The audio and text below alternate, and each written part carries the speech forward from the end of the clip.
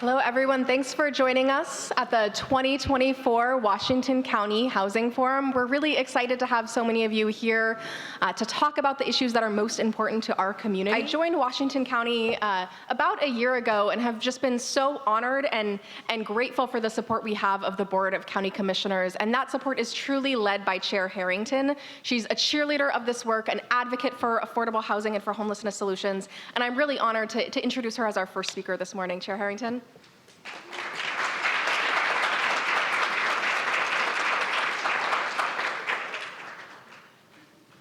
Thank you, Nicole. I really appreciate that introduction. And it's only been a year? That's pretty amazing. I join my colleagues on the Washington County Board of Commissioners for being so very grateful to have tremendous staff here at Washington County, working and partnering with you each and every day. It's really a hard-working Department of Housing Services, and with you, you all do amazing work together. So Jesse, Jess, Molly, Hamid, Emily, and et al. You're amazing, and you help keep me going. And just as a thank you, this morning I was greeted with these Wonder Woman bracelets. And it's the bird analogy. You are the air underneath my wings. You keep me going. And it's not just Washington County staff. We have tremendous staff at the federal level. I know Andrew's here from HUD.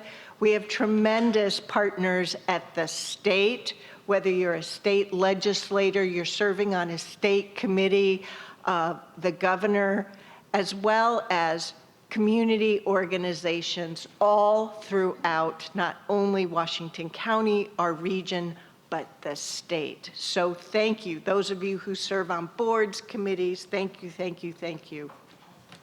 You are an amazing crowd. I am thrilled to see all of you who are here today sharing your time. We've got a couple of great panels lined up.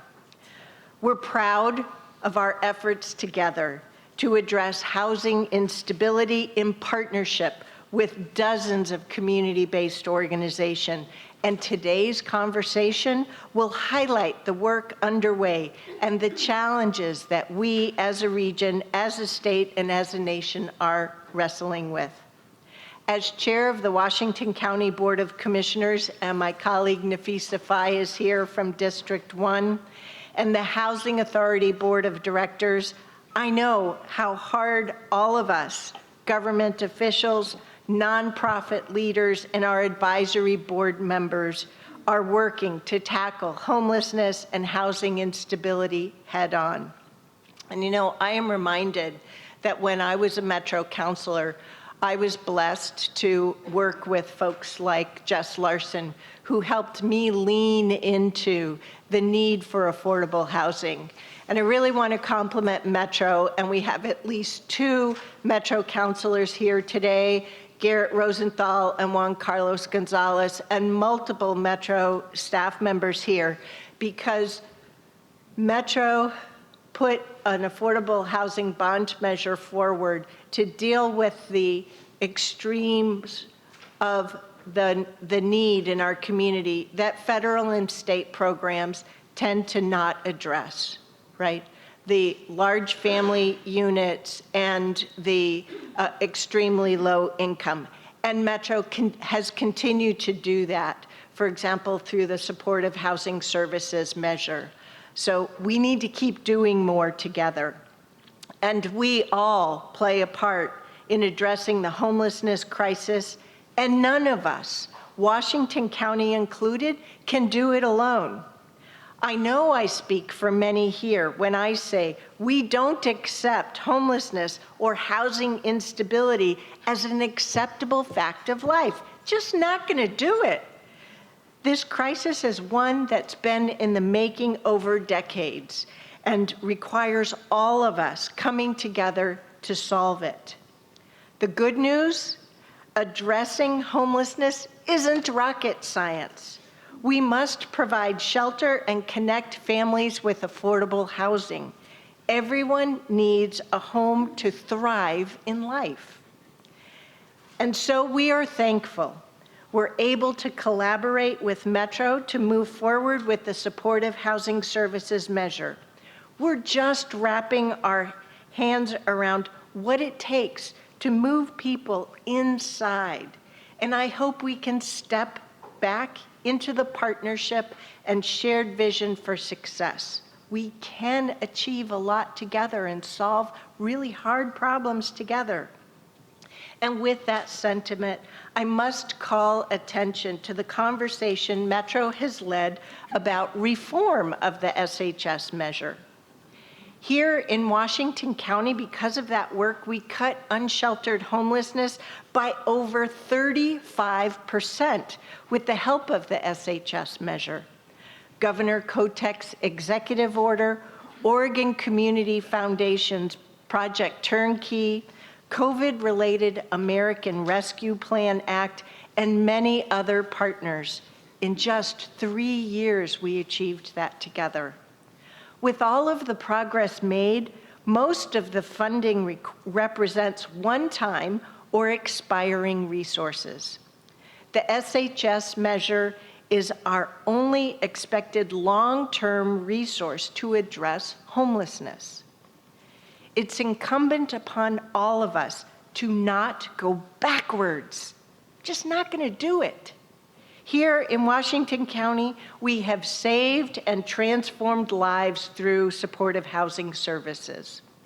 Over the last 2 years, we've spent our full budgets so that we can respond urgently to the needs we saw every day on our streets.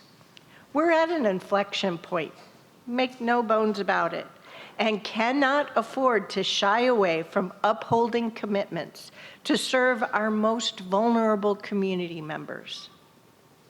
As we engage in conversations about a potential SHS reform measure, I urge those of you with influence, including our Metro colleagues, to talk to experts about what reductions would mean to our shared goals. Together, we can find a way to extend the sunset for the SHS measure without dismantling the system of care we have built. Thanks to voter-backed measures such as SHS and the Regional Affordable Housing Bond, I can stand in front of you all today and provide some good news.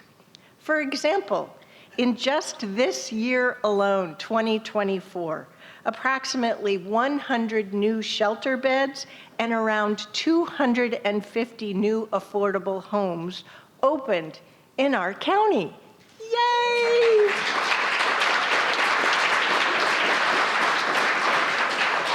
And a big shout out to the city of Beaverton under the leadership of Mayor Lacey Beatty, because next month in December, Beaverton's first ever year-round shelter will be open to our friends. If you have the chance, yes, it's amazing. If you have a chance to visit it, please do so. It's an incredible example of the game-changing force of SHS funding to deliver a purpose-built and trauma-informed space for people to find the stepping stone to long-term housing. This is a huge accomplishment, especially considering that before the pandemic, remember that wee little thing? There was not a single year-round shelter for adults in our county. Over the past 4 years, we took action to quickly expand our shelter capacity and offer over 430 shelter beds across the county. Equally important in that time, we and our city partners have also increased the total supply of bond-funded affordable housing in our community by almost 1,000 homes, with another 680 in the pipeline that are on track to open in 2026. At this very moment, a groundbreaking on another affordable housing project by the City of Hillsborough called the Dolores is currently underway. While we continue to build new affordable homes, we must remember to preserve the current ones, like the county did with Wood Spring Apartments, thanks to major funding by OHCS. Thank you, thank you, thank you.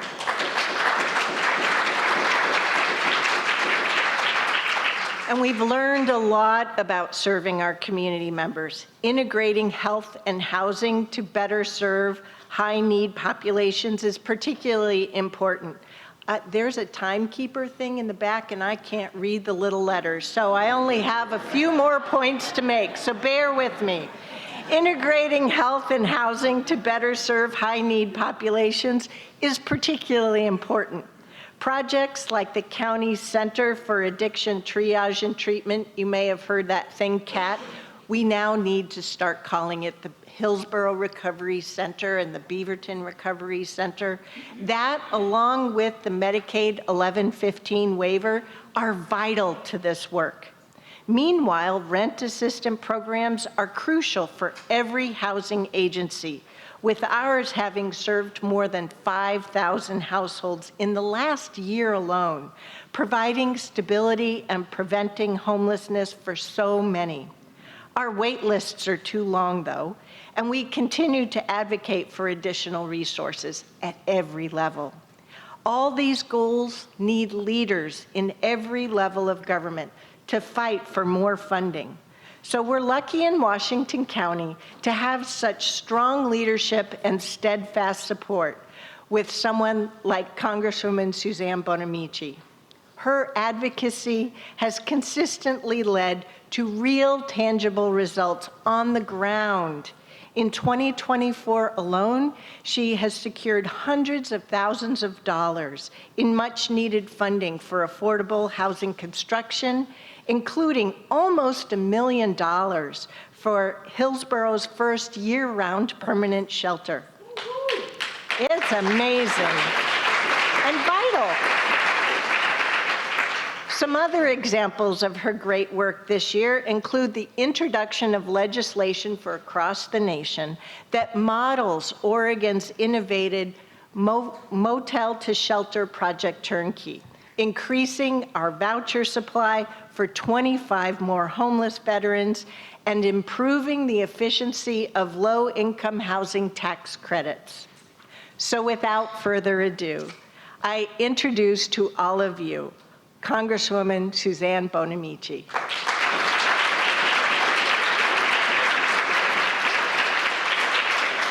Thank you so much, Chair Harrington, for your leadership. It's great to see all of you here today, advocates, providers, state and local leaders. I want to start by introducing my staff and thanking them, my District Director, Sarah Basler, and my Washington County Representative, Kelsey McCauley. If you don't know them yet, you should. Solving the complex challenges that are before us is really going to take all of us working together. And that's so important to have federal, state, and local leaders, nonprofits, community members. And Washington County is such a strong example of those partnerships and that commitment. And I applaud the county's commitment to expand affordable housing and access to it, to build permanent year-round shelters. And congratulations, Beaverton, on the ribbon cutting on the year-round shelter, which Chair Harrington mentioned, to address the addictions crisis with recovery centers available. These efforts are working. We know that hundreds of people who are experiencing homelessness have found housing in this past year. But we know there's still more that we must and can do. According to the recent Metro report, there are more people in the region becoming homeless than moving into housing. And that's concerning. But we know what the fundamental issue is.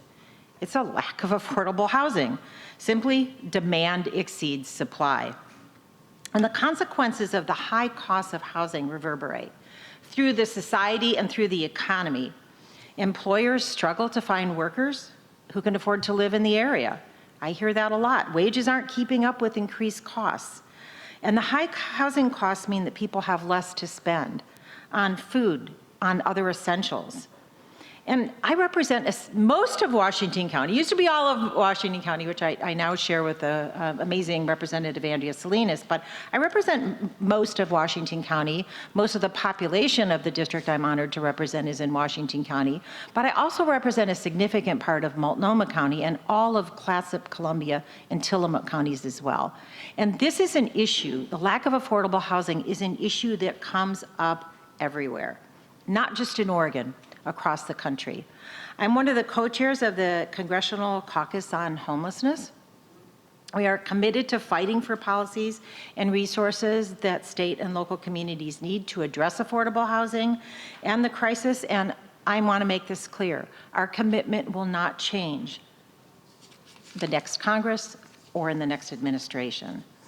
I've led several bills oftentimes based on the great work that we're seeing here in Oregon, informed by many of the people in this room. Chair Harrington mentioned my Project Turnkey Act, which would create a federal program at HUD. I know our wonderful HUD representative is here today. This would provide $1 billion annually to help meet housing needs, and it's based on the successful Oregon Project Turnkey model of repurposing vacant buildings into affordable housing and shelters. So I'm excited about that. When you see something that works, you might as well scale it up nationally. I also have a bipartisan CHEERS Act, which is based on the former very successful program run by Central City Concern, and I know the representative is here for the next panel, to provide transportation so people can actually get to shelters, to overdose centers, to detox aid, and to get support services. And that's bipartisan legislation, as well as I have a bipartisan recovery housing bill. Recovery housing works. There was a pilot that proved that it works, so let's expand it. The pilot only is effective in some states. Let's make it available everywhere. I also have a Build Housing with Care Act. Senator Wyden is my partner on the Senate side on that, based on a model at Neighborhood House that is very successful, where when you're building affordable housing, build childcare adjacent to or part of that affordable housing development. And importantly, I will continue to call on the Senate, and I know our senators are on board, but we need to get the update to the low-income housing tax credit done, and we've got to get that done before the end of this year. And I do want to note, again, you might be surprised, but that passed the House with overwhelming bipartisan support, so we need to get that done in the Senate. I've also, as Chair Harrington mentioned, been able to direct funding to housing and housing-related projects in Washington County through our community project funding process. That in 2024, the $850,000 for Hillsborough's year-round shelter project, and I've previously secured investments for the West Tuolumne Habitat for Humanity, as well as the Tiger Triangle Development Project led by REACH CDC. So those are important investments, and we are hopeful that we can continue those as well. I understand that many Oregonians are concerned about what to expect in the next Congress and with the next administration. Just one example are proposals to significantly increase tariffs, which of course drive up costs. That's the wrong direction for our communities and for our economy. And I want to confirm and reiterate, I am committed to working across the aisle when I can, but pushing back against efforts that will hurt Oregonians. There are many challenges ahead, but I am an eternal optimist. You can't do my job without having some optimism. We have made some progress on affordable housing and addressing the homelessness crisis, and what Washington County has achieved is significant, and it's because of people like you working together. I am honored to be your partner in Congress going forward, and please continue to work together. Please continue to build these partnerships, and I hope you have a very productive housing forum, and I'm especially looking forward to listening to the next important panel. Thank you again. Thank you, Congresswoman Bonamici. Thank you, Chair Harrington. Thank you all for being here with us this morning. It's really just exciting to look out and see so many wonderful partners, collaborators, advocates, cheerleaders for this work. I really feel surrounded by a room of friends and partners, and so grateful to have you with us for this next conversation. Pardon me. Good morning. My name is Jess Larson. If we haven't met before, I am one of our assistant directors here in the Department of Housing Services. I use she and her pronouns. It's almost my 4th anniversary in Washington County. Thank you. But it's just a remarkable privilege and joy to get to come to work here every day with all of you, with each of you. And also getting to work more and more with our panelists. I feel a little bit embarrassed and silly about how esteemed our panelists are. Can I start to invite you up as I introduce you? I don't want to spend too much time talking because really we want to turn it over and listen to these excellent thought leaders in our community. So first we have Senator Lieber joining us from the state legislature, a great representative.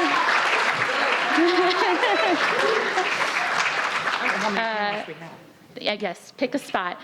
Jeremy Kohler, one of my favorite thought partners in the moment. We shared days doing outreach at one of the greatest, maybe most notorious transitional housing programs called the Royal Palm in downtown Portland, but it's really cultivated a lot of creative thinking. Jeremy leads integration of services at HealthShare. Thank you for being with us, Jeremy. Next, I'll call up Sean Hubert. Sean is Vice President and Chief Strategy Officer at Central City Concern, one of the premier organizations who's integrating services in homelessness and healthcare, much because of Sean's creative leadership. Sean also was one of my early mentors, helping to facilitate the launch of the Welcome Home Coalition and the first housing bond.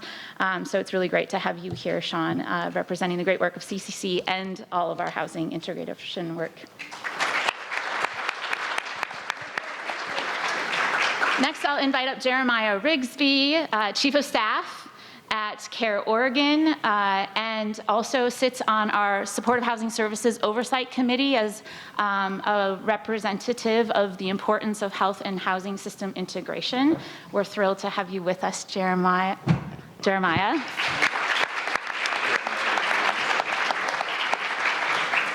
And last, but certainly not least, Yoni Khan, who's a new colleague and friend of mine, but we share roots at the wonderful Northwest Pilot Project. It's where I grew up in this work and where now he has taken the helm leading advocacy as their Director of Advocacy for the wonderful Northwest Pilot Project.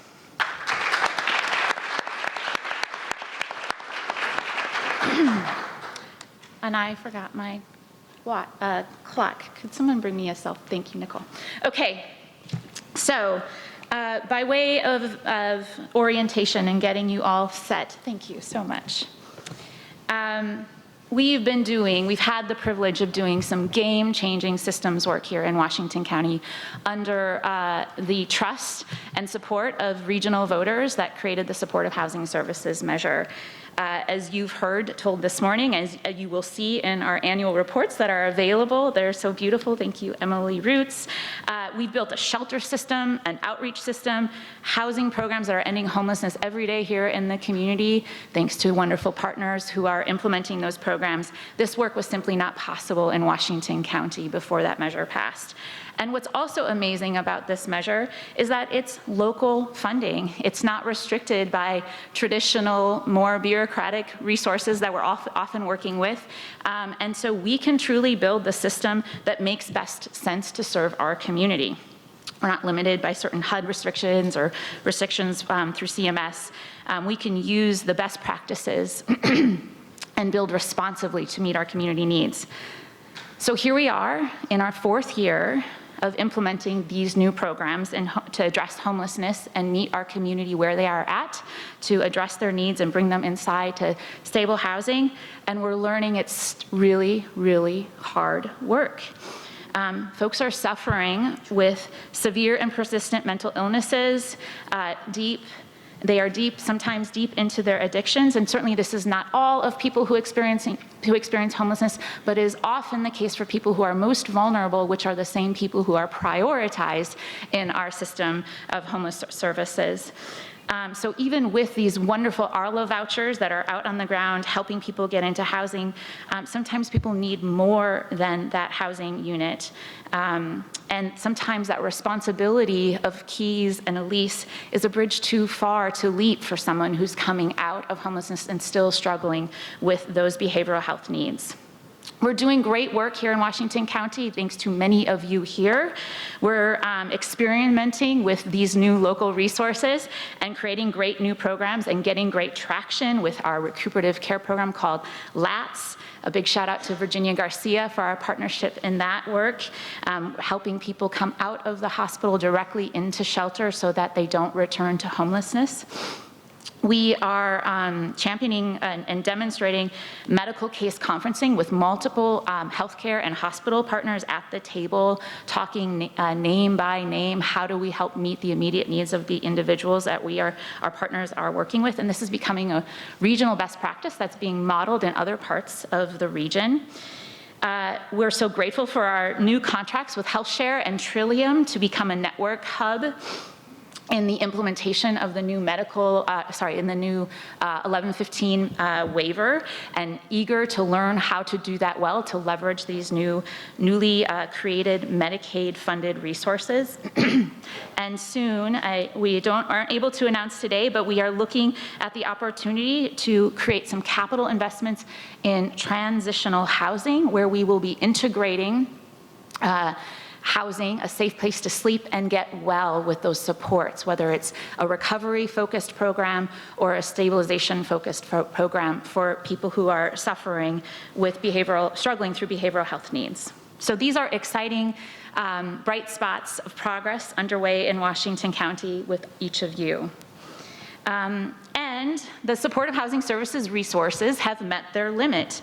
We've fully expended all of the SHS resources, and now we need to get creative, get better, get more efficient, learn how to leverage more so that we can better serve the community who is still outside and still needing more help than an Arlo voucher. Resources alone, though, are not going to be enough to address this system challenge of ours. We need to learn how to work better together, the health system and the homeless and housing system, so that we can better serve the people who are struggling most in our community, people with acute behavioral health needs and people who are still sleeping rough tonight. So that's what we're here to talk about, the systems work of doing better together by bridging our behavioral health system with our homeless services system to serve the people we're all of us trying to serve every day. So with that, and to help you all get ready for your thoughts and talking points, I wanted to introduce you to your audience. Let's find out who's here, who you'll be speaking to today. Who in the audience is an elected official? Thank you. Thank you for your service. That's amazing.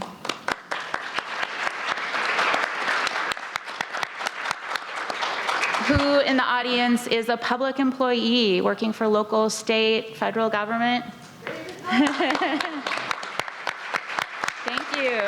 That's awesome. Who here works for a service organization or a community-based provider? Yeah.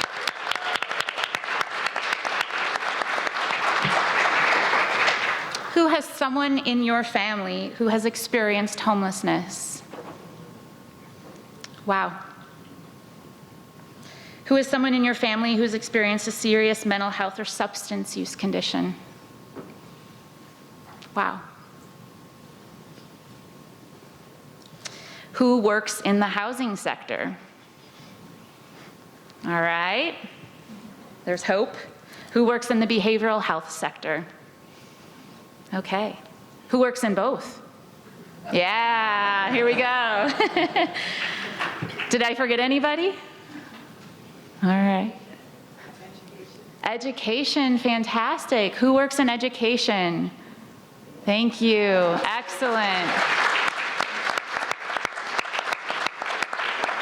So what a great audience of thought partners for your great, brilliant thoughts. And with that, maybe we'll get started. As we were prepping for the panels, I think we wanted to, our goals for this discussion are really to help increase understanding around what's happening in our homelessness systems and our behavioral systems and why we're having these challenges of integration, to shine a light on some of the great work so we can have hope on how we move forward, and to identify some action steps so we can leave here knowing how we can work together towards that brighter future.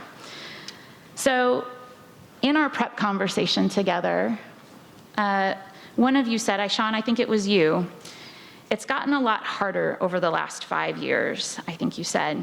You were talking about how we can't just solve homelessness with housing, but also the acuity of behavioral health needs are harder to serve with the systems of behavioral health care that we have.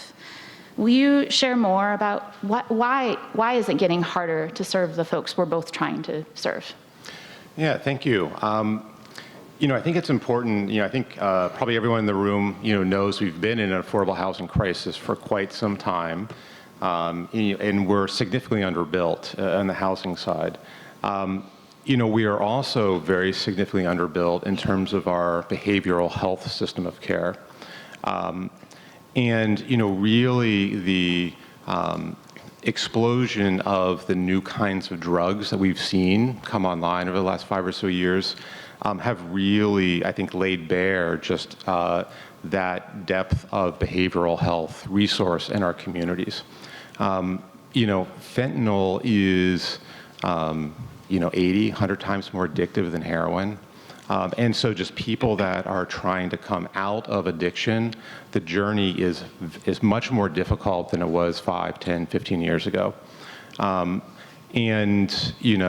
kind of meth that's on the street, not only is it causing real behavioral challenges, you're just seeing in our housing people that have an addiction and are using some combination of fentanyl and meth are just the behaviors are so much more problematic and are not just impacting their tenancy, but impacting, the overall community in a way that just wasn't happening, again, 10, 15 years ago. So, I think part of this is the reality of both the potency of the drugs that are now on the street, as well as just the availability. And so that's really, it's changed the dynamic. And it has laid bare sort of both the lack of mental health, but also the lack of substance use treatment. So I think we need to make sure that we're anchored in that, number one.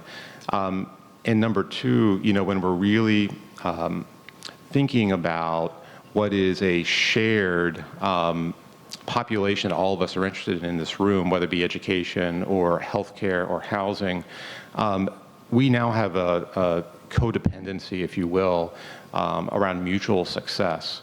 Our behavioral health system is, really struggling with the cost of care for these dynamics I just talked about. And, we're seeing in the data right now that somewhere around 8 to 10% of the Oregon Health Plan population in the metro region is about 500,000 lives. About 8 to 10% of that population is at the intersection of housing instability and a behavioral health need. That 8 to 10% is actually driving about 40% of the cost of care, and or up. And, some of you may know that the Oregon Health Authority now is facing a very significant budget shortfall. So what's at stake there is if we cannot control the cost of care, we're going to have to shrink the number of lives covered by the Oregon Health Plan, which is not going to be good for anyone in this room in terms of the work that we do. Our behavioral health partners can't be successful if, when they're treating people, they don't have a stable place to either, for that person to be living in or for them to be discharged to. We are going to struggle as housing and homeless providers to be successful in our mission if we don't have access to behavioral health care. There is a grand alignment opportunity in front of us here that we just need to lean into and say that we are caring for the same people, and actually our success is mutually dependent on one another, and so we need to be coming together in different ways. All right, yeah. That's a brilliant bridge to the next question I wanted to ask, this grand alignment concept. Jeremy, you said something in our prep conversation that sort of stopped me in my tracks. I think you said, we seem to still be battling over prioritization and referral pathways. Will you talk more about how our systems are and aren't talking to one another, the restrictions of coordinated entry or HIPAA or billable hours? Like, what's going on here? All of it. Yeah, certainly. I think there's not, we have a lot of silos, and there's not really widespread coordination between the silos. As we started doing some of the healthcare and housing integration work at HealthShare, I did structured interviews with the coordinated entry systems at all 3 counties in our region. And I think the notion that folks may have had on the healthcare side of things of, oh, I can take someone to the hospital, if I better coordinate them into coordinated entry, then we can take them out of the hospital and be able to house them. Whereas the reality of the coordinated entry system is that if you look at all 3 counties, it's something like 10,000 people on a vulnerability indexed wait list, the majority of which will never be housed through that system. So we have to be realistic about the fundamental realities in front of us. And I think that's why it's so important to do more integration projects. And I want to give a shout out to Washington County for being the first to participate in the healthcare and housing regional integration community project, which has now gone regional, which is awesome. We just started in Multnomah County with Yoni's Northwest Pilot Project. But all that started here, where we got data use agreements in place with all of our medical health plans at HealthShare, Washington County, and homeless services programs. And what we did is we reversed the flow. So instead of the healthcare system saying, hey, I need this person out of the hospital, will you house them? It's a reverse direction where the homeless service continuum providers can escalate folks that they're really struggling with to meet what is obviously like unmatched acuity that we haven't seen previously. And so they're bringing those folks directly to health plan care coordination teams. And what we see is once we have someone with a place to be, whether it's a transitional housing site or recuperative care program or shelter, we can wrap around them pretty quickly and easily on the healthcare side of things and bring in resources that just weren't in place before. And so I think it's incredibly important to have like a broad spectrum of places for people to be. Because certainly, like Sean mentioned, the study that we've done at HealthShare around our high-risk behavioral health groups and homelessness, certainly the thing that stands out to me is the single worst outcome for anyone on any given night is another night outside. Because the outcomes when people are outside are just disastrous. We're talking not twice as more likely to have a medical stay with sepsis, we're talking like 20 to 30 times more likely. So it's a really big deal when we can bring people into a place to be safe and connect them to care. And so I think we should continue those projects where it's not just the housing continuum. And I work at HealthShare now as a CCO, but I began working in the homeless services continuum as a transitional housing program and a street outreach program in Old Town. I know what it's like to have everyone trying to dump people on you.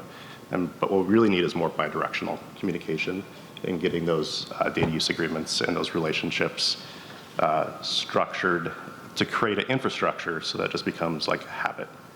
Mm-hmm. That's what we're trying to do. Yeah. Creating new habits. I love it. Yoni, I want to invite you in because we've been talking about the acuity in our community. And we have limited resources, as Sean described. Medicaid is becoming limited because of these costs. We've expended the new wonderful pile of resources through the SHS measure. So we have hard choices to make and still unmet need in our community. And there's a real struggle also around high acuity and prevention. Talk to us about what Northwest Pilot Project and you are thinking about. Yeah, absolutely. First of all, I just want to give a shout out to HealthShare and Care Oregon around this case conferencing that we've been doing. They're incredible thought partners, and they've showed up at the table and have done everything they can to understand the way in which our clients orient themselves to the homeless services system when they come seeking services, and I just give them a ton of credit. I think, when it comes to this idea, Sean mentioned the term underbuilt in our system. We have an underbuilt behavioral health system. And I think with an underbuilt behavioral health system, it's important to understand who's being served and how they're being served. And I think, with potential federal headwinds that could lead to a frigid budget season, The answer to the question is really we need to understand what we have, and we need to understand how we can maximize outcomes and be more efficient. So my organization serves older adults who are extremely low income. They're a larger and larger portion of the homeless population, not just in Oregon, but nationally. And you know, upon entry, we serve about 1,500 housing unstable individuals a year. We get them housed, we keep them housed. Upon entry, about 34% of them have a behavioral health issue. So I want to dispel the idea that every person who's housing unstable or living on the streets has behavioral health and substance use disorder. Number one. Number two, 72% of our clients upon entry state that they have physical health issues, a chronic disability in the physical health sense. And how we can maximize efficiency is really by thinking through on the homeless services continuum, this concept of inflow into homelessness versus outflow. Outflow out of a shelter or outflow off the street to place someone in some other environment that is more stable. And that could be permanent housing, it could be other things. But within the inflow conversation, what you're really talking about is how do we think through eviction prevention? How do we think through a package of benefits for individuals and right-size the role of behavioral health in keeping someone housed? A good example is a client we had that we were housing, we were working with them. She was an elderly individual who had a psychiatric condition. And one day, couldn't find her meds. So who does she call? She calls up her caseworker at Northwest Pilot Project, who she's got a long-term relationship with, and says, can't find my meds. Last time this happened, I had an episode. Well, the client had an episode because we couldn't find a pathway to get them their meds. So, you know, they end up at an inpatient psych unit, and they call their caseworker from the inpatient psych unit, and they say, I've been here for 24 hours, they're stabilizing me, and I think they're gonna release me soon, but I still don't have my prescription. And long story short, our caseworker gets on the phone, talks to the discharge nurse, begs them to fill the prescription, and it doesn't happen. We don't hear from the client, and several months later, we get a letter from the client who's now in a carceral setting because they had an episode, writing, I finally have my meds here. I finally have my meds here, right? And so this is the kind of preventative measures that I think we need to think through. This is low-hanging fruit. These are folks who come with resources. They're utilizing public dollars for rent assistance, for case management. They are supported. And what we need to think through is this gap between systems that allows people to fall through the cracks, because that ultimately leads to higher costs and higher moral outrage in our communities. So that's on the inflow side. It's thinking through how do people come into the homeless services system and recognizing that you have to meet them at a place before they fall in. On the outflow side, there's a lot of conversation on shelter, and I think that's a really important conversation. And we can't just have people, if we don't address inflow, more and more people will fall into street homelessness or shelter. And if we don't have outflow out of a shelter, what you do is you're creating congestion within the shelter environment. And so the question of outflow needs to be right-sized with the appropriate role of behavioral health.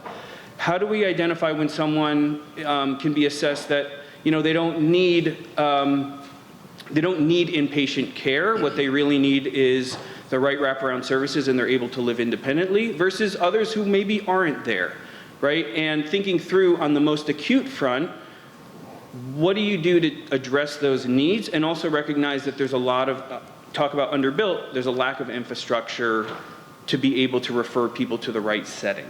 So I think what I'm here to say is we can do more with less if we need to. Obviously, we don't want to deal with less, but we can do more with less. And that's by addressing how people fall into homelessness and how we can address behavioral health before that happens. And then from the outflow perspective, figuring out a system where we're triaging who's able to move and live independently versus other options and other pathways for folks who find themselves in a shelter. Thanks. It's a tough balance, and important to remember the upstream vision of this work. Jeremiah, as we think about the limitations of our resources, you talked about in our prep discussion, like let's be honest about the system we can afford to fund, I think is what you said. And you were talking about this cycle you've noticed of rapid expansion, overbuilding, unsustainability. And it seems like right now we're facing some realities of retraction. And how can we keep going through this cycle, and what can we do about it? And weave in the Medicaid waiver if you like too, because I think it is also a part of this cycle. All right, well, thanks for having us, and just want to say, I work at a company called Care Oregon. We have about 500,000 people in the Medicaid program. We have about 35,000 people on the North Coast in Columbia, Clatsop, Tillamook counties. We have about 67,000 people in Jackson County and about 450,000 people in the metro area. We work really closely with Jeremy and his team at HealthShare. And we've seen a lot in the housing space. I think we've seen a lot in the Medicaid space. We've gone, it feels like we're like pupils in an eyeball, just expanding the big picture and then contracting to very small individual needs and expanding.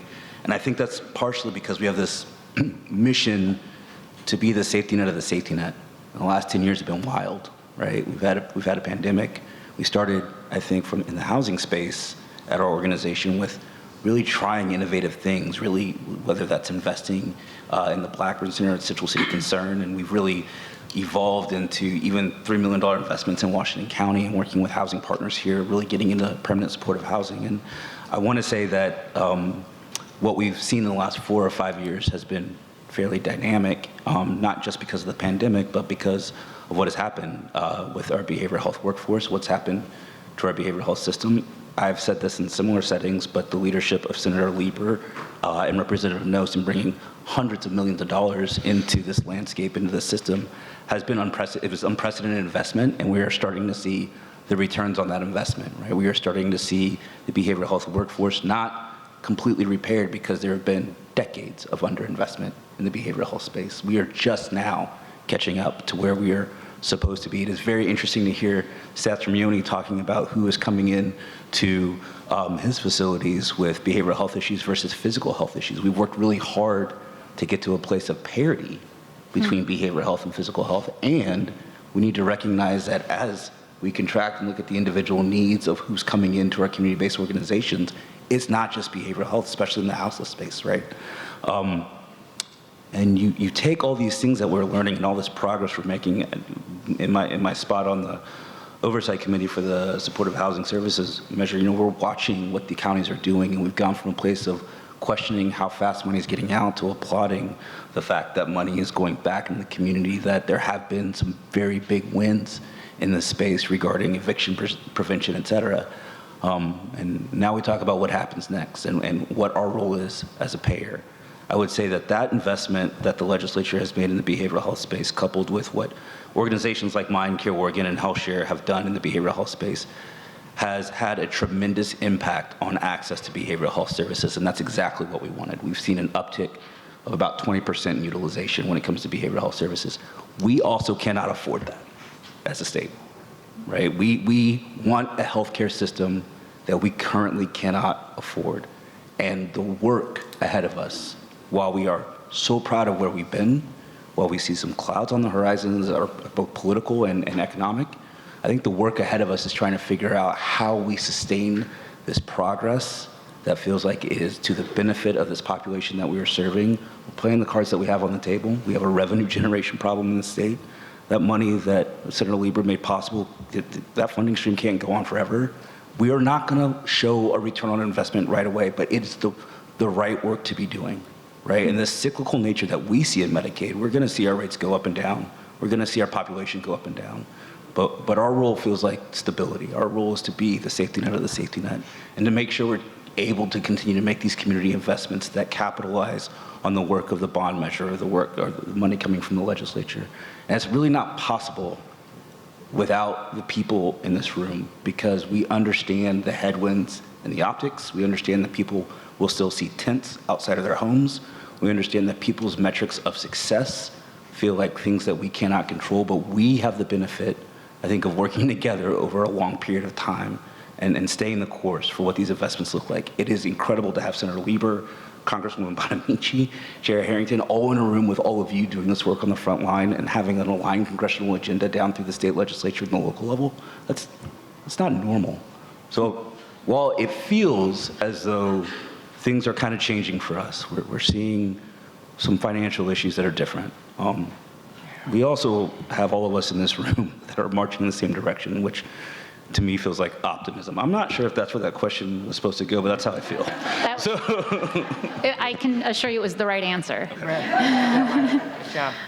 Senator Lieber, I'm sorry to have kept you waiting, but I wanted to put all of that context out on the table and now turn to you and the work of the state legislature. You have been a tremendous champion and partner for us, leading the development of our new Hillsborough Recovery Center and Beaverton Recovery Centers. I'm just learning those new names. And we can't wait for the opening day of these two new centers and the new services coming to our community. And you can hear the challenges still yet to come for those who will wonderfully receive services in these recovery centers, but still need more, and our systems need to do better. So what hope can you give us, or what direction can you give us about what's next in the state legislative work ahead? Well, thank you so much for having me. And sitting on this panel is great because I'm going to echo everything that has been said. I just am up here nodding yeah, oh my gosh, that is absolutely right. And I have worked with many on this panel, and they've really informed we as legislators don't come in as experts. We as legislators come in and need experts like all of you to inform us what's happening on the ground. And so it's been a tremendous opportunity to have these partnerships. I might take a step back and just say how I was informed by this work. So I'm a former prosecutor, mostly did child abuse and domestic violence prosecution. And when I left the district attorney's office, I got appointed to the Psychiatric Security Review Board, which has jurisdiction over everybody in the state under a guilty except for insanity designation. And so I spent 8 years doing that work. And when I rolled off of that board, I could only stay there for 8 years. When I rolled off that board, I was really interested in the intersection of mental health, homelessness, and addiction, and went to Transition Projects, which many of you probably know is in Multnomah County and runs a lot of their shelter beds. And I was the chair of that board for many years before it was even an inkling. I'm an accidental politician, so before it was even an inkling of whether or not I would run for office. But when I got elected in 2020, I was like, we have a fundamental problem in that we've got to start funding to what I have phrased my three-legged stool, which is housing, substance use disorder, and mental health. And if you don't fund all three of those legs, that stool falls over. Because you can't simply house people without addressing their addiction, and you can't often address their addiction without addressing their mental health. And we were funding, in this really siloed way. And when I first got into the legislature, I did ask for a budget gavel because I really wanted to figure out the funding. That was right as COVID was happening. We in Multnomah County, and it probably happened here, although you didn't have as many shelter beds, we had to have the number of people in shelter overnight because of COVID. And we all in this room probably know the longer you're homeless, the longer you're homeless. So we created a population of homelessness. At the same time, we went in a very short period of time to change from black tar heroin to fentanyl as the main drug. And that happened almost overnight in very short period of time. And it is true, it is so much more addictive. So I just keep saying we're chasing this tsunami of fentanyl right now. So we've got a population who's higher acuity, more difficult to treat. And I walked into this sort of situation where I was like, we just need to gather as much money as we can and shove it into the system. And so in 2020, in the 21 budget, Representative Noce and I had the gavel for the human services, and we did. We shoved a bunch of money into it, like $1 billion. That's with a B, $1 billion. Okay. But we did that, and I was like, yay. Well, money isn't the only thing that works, right? And we also knew that money was a lot of it was federal ARPA dollars that we did, and we then went into a forced crisis, and we then had to shore up the workforce, which we get more money to do that. I mean, we were sort of chasing this crumbling house of cards as we were following it through. And so I think everybody in this room has done this really, really, really important work, and what I've come to really sort of realize in myself is that we are fundamentally under-coordinated. And you've heard that same theme, and I'm like, that is exactly the same theme that we have. We don't have these connections. And what I saw firsthand with funding was that we're siloed, completely siloed in our funding. So the county's got money, and the county does what they want to do, like they feel is most appropriate with that money. We have opioid settlement dollars that are, right, that they do what they want to do with that money. We've got the ballot measure 110 money, I'll call it that, where we still have a lot of money going into that system, and they are funding, right, just in a silo. The state is funding in a silo. So one of the things that I've done this year, and actually enacted it last session, was I've got a task force it's called the Regional Accountability Task Force, but the whole idea behind this task force is we don't fund on a strategic plan, we fund in silos. And what I wanted to do is get every funder in a room and talk about funding. How, and granted, as a state legislator, I'm looking across the state. So whereas Multnomah County and Washington County and probably Clackamas County can have their own crisis care continuum, Yamhill County can't, right? Clatsop County can't afford it. So how do we figure out from a regional perspective how we align our funding? And if we can align our funding and look at a crisis care continuum on a strategic level, we don't do strategic that great, on a strategic level that some of the bigger counties can do, and I'm listening here, I think we're going to be better off because we're going to have less money. We can't sustain that high level, and we still have a lot of Oregonians that are suffering greatly on our streets. We have this huge humanitarian issue. We're the wealthiest country in the world, and we shouldn't have what we have is happening. So that work is going to happen throughout this long legislative session. We're not going to have anything from that, but hopefully I'll have something for the short session in terms of alignment of funding. And I think if we can unlock funding, you guys with boots on the ground are going to be better able to do the job you need to do with boots on the ground. So really exciting things are happening.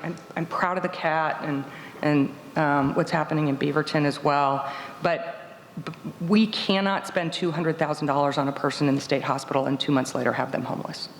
It is, we've got to stop it. So hopefully this is the start of a conversation. I welcome all of you to come and talk to me about it as we're looking at this alignment of funding. But sort of that is, as I think about it, that's kind of the next iteration.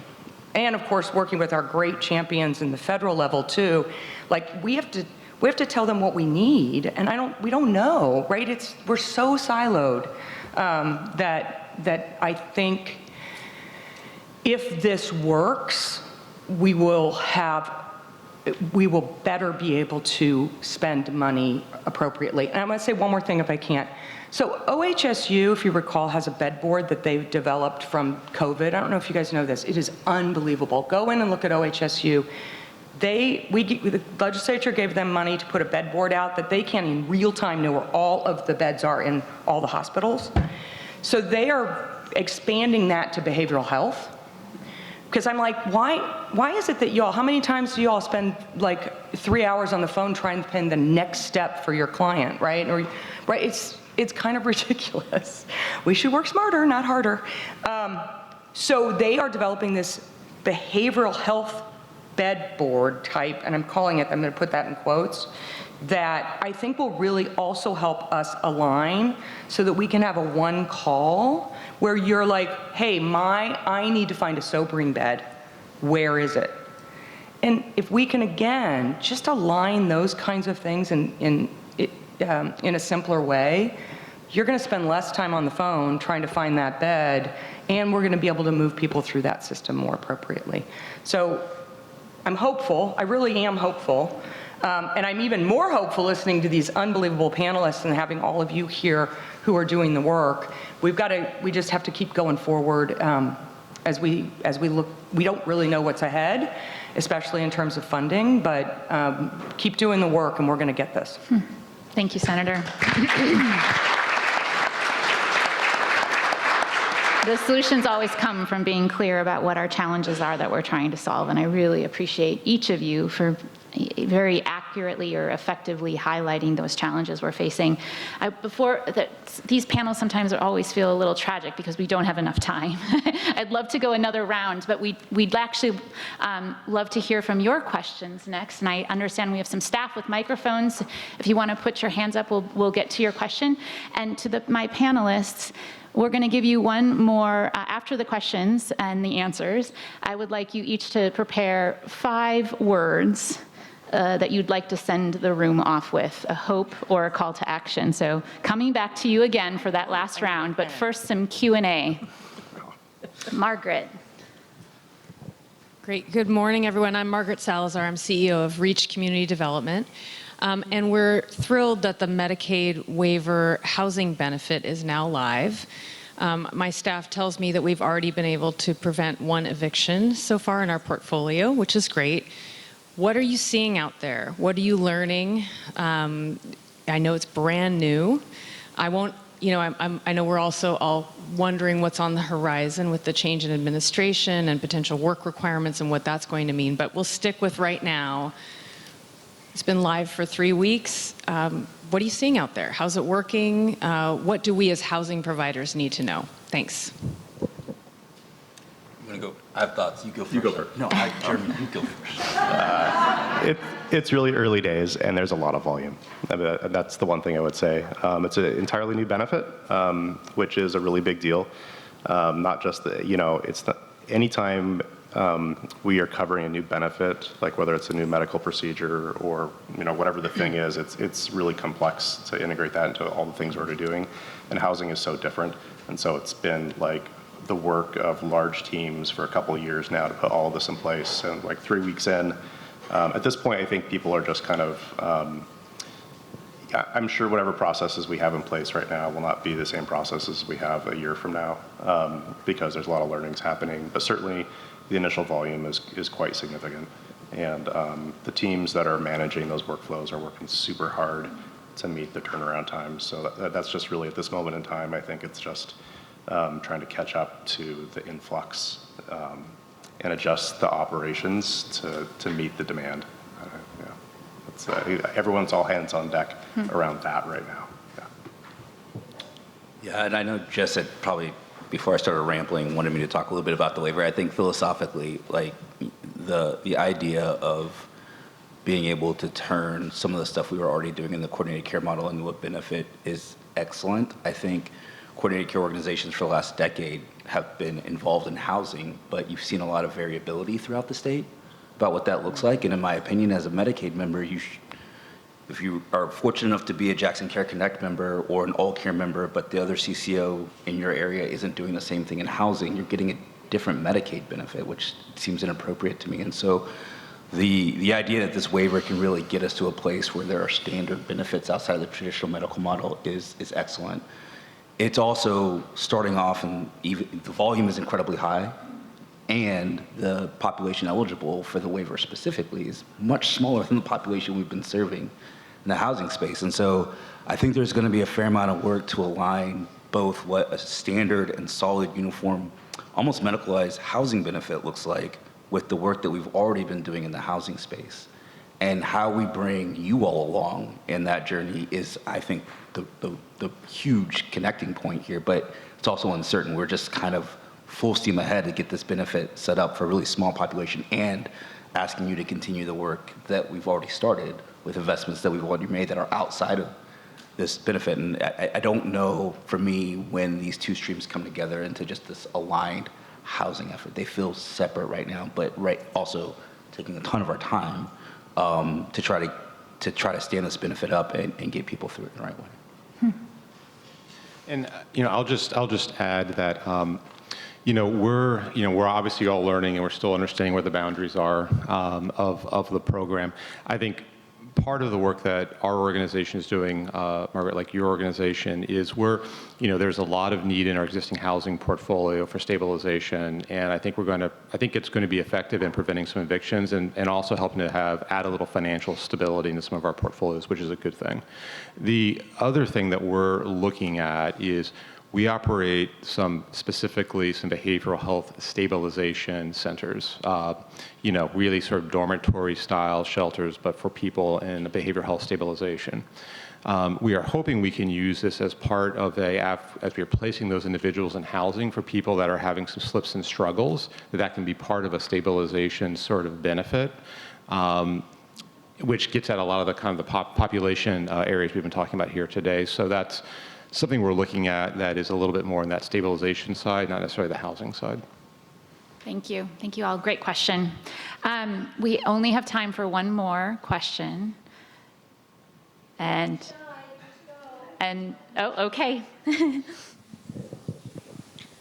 My name is Dina Feldis. I'm the executive director for Transcending Hope Recovery Homes. We have 26 locations, Tri-County. 6 of those locations are Aid and Assist Community Restoration. We are adding 2 more locations due to Senate Bill 1530. Senator Liebert mentioned this, but a stay in the Oregon State Hospital. I'm also on the Oregon State Hospital Advisory Board. I have a son with a diagnosis of schizophrenia, and he subsequently got hooked on fentanyl using meth.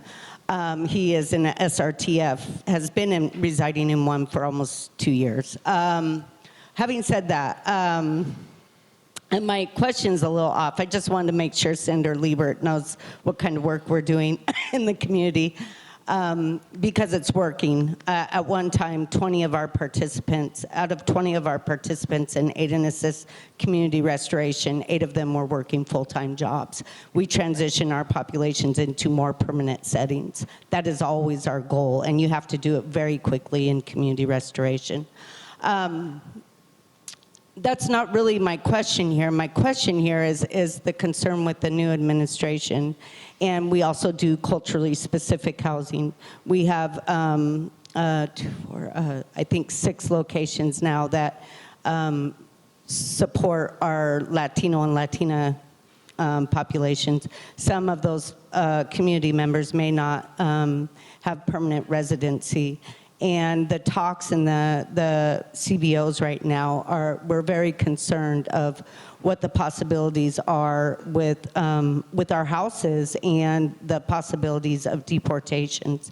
And I just wanted to know if anyone else, maybe Central City Concerns or anyone else is having these discussions right now, because it is a valid fear that we are now discussing and trying to prepare for.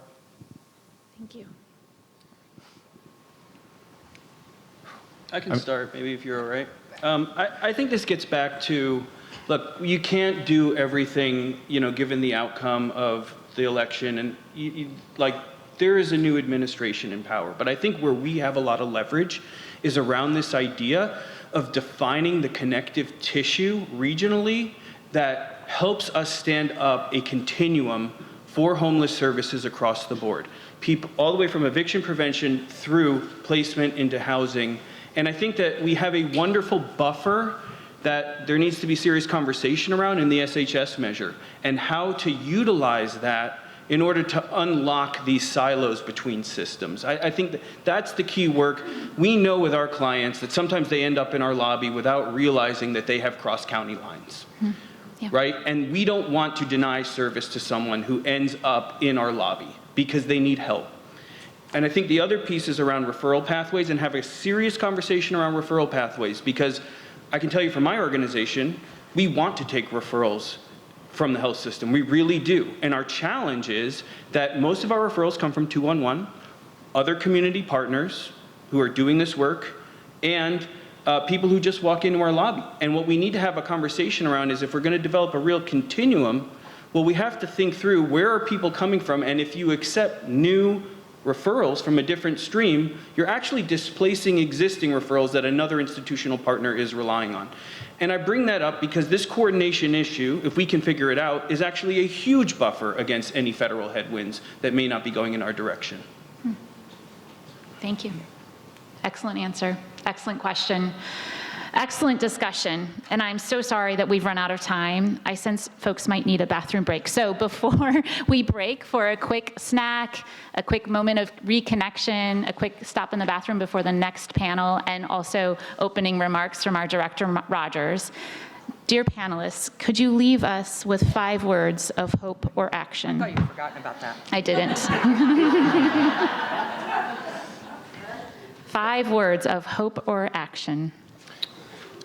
The words that came to my mind were person-centered alongside system performance. Oh, for crying out loud. Okay. I'm going to leave you with a thought.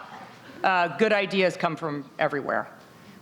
So make sure you are uplifting your good ideas, because we have to do this together. Like, we're all in this together. And no single entity can solve this alone. I cheated, but it's okay. Yeah, It's okay. It's okay. I don't have 5 either, but just with all there's obviously a lot of anxiety about what's happening at a larger scale, but just focus on what's right in front of you and what you can impact. I think is the most useful thing that most of us in this room can do. Yeah. That's great. Am I up? Yes, sir. Did you all go? Yeah. I think there's a way to do this humanely and efficiently.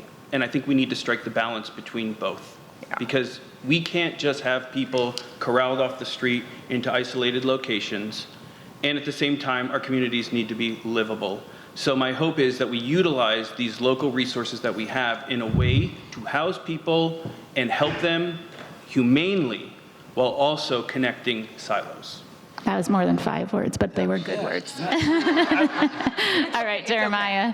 Yeah, you guys are serious, and I can't stop, won't stop, together.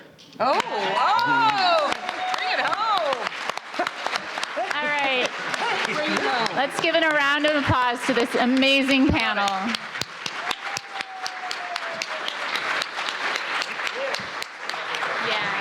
I've been so inspired already, but just to take a moment to introduce myself, my name is Molly Rogers, and I'm the Director of Housing Services here in Washington County, and I use she, her pronouns.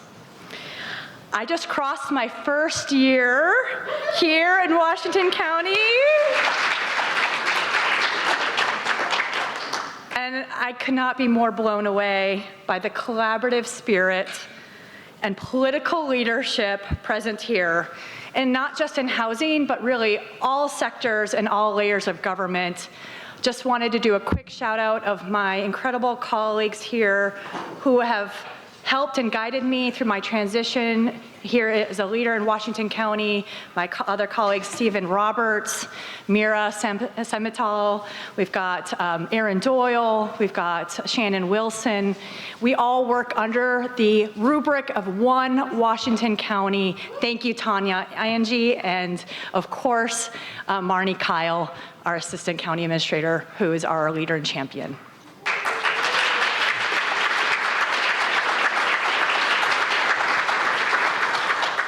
We saw that firsthand in our first panel on behavioral health, that we need to integrate and break down the silos between healthcare and housing.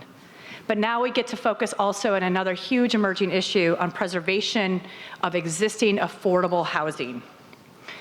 As a housing authority, a continuum of care agency, and a housing developer, our team wears many hats. But our common mission remains the same. It's to create pathways out of homelessness, promote housing stability, and invest in affordable communities for Washington County and our residents. A key part of this work is to focus on the preservation of affordable housing. As a former longtime co-chair of the Preservation Committee of the Housing Alliance many years ago, along with the unwavering Rob Prash, This issue is particularly near and dear to my heart. What's great is now seeing new leaders, such as the Senator Majority Leader, Casey Jama, who was unable to make it today because of his recent promotion, really pick up the mantle, and many leaders as well.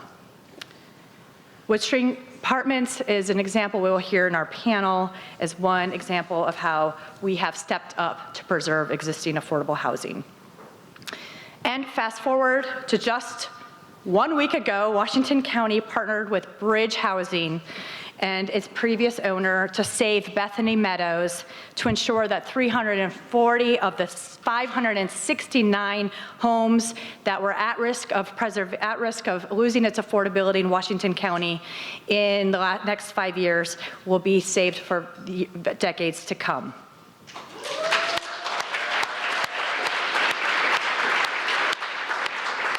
Before we get to that, I just want to take a quick moment to reflect on an earlier point in my career for those of you who haven't heard it.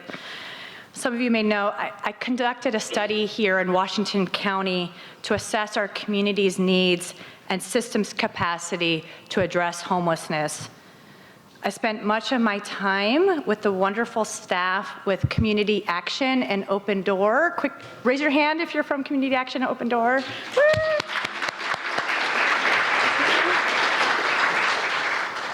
That was years ago when homeless services was really just about survival. Fast forward 24 years later, I tip my hat to all the service providers here who operate in the environment every day, meeting people where they're at, whether it's rainy or a snowstorm or an ice storm, and putting them into life-saving housing and shelter. Today, with the additional resources from the Supportive Housing Services measure, we have been able to fund a system that is saving and transforming lives. Our department, our service providers, it's been an era of the fast-paced growth over the last several years, and we have a lot to show for it.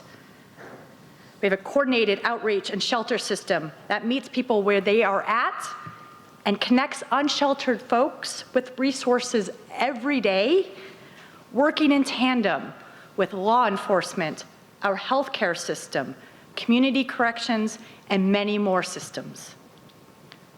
Housing vouchers. It takes rent assistance to keep people in their housing. We operate both an SHS-funded long-term regional rent assistance program and federal housing choice vouchers under one roof called our RAD team, our rental assistance division. We have services so that once people are housed, they continue to be stabilized, and we can help improve their lives in such things as career development so that they can graduate from housing assistance. And affordable housing that's actively under construction and many new homes that we've opened up across the county.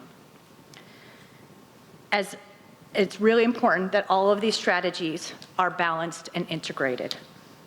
And we can't go backwards. We heard loud and clear from Chair Harrington that these sentiments hold true not only for our homeless services work, but also for the work of preserving affordable housing. So I look forward to partnering with each and every one of you to chart that path forward in the next year ahead of us. And for that, I am passing it over to our real estate division manager, Lisa Varon, who's going to introduce our panelists. Thank you so much.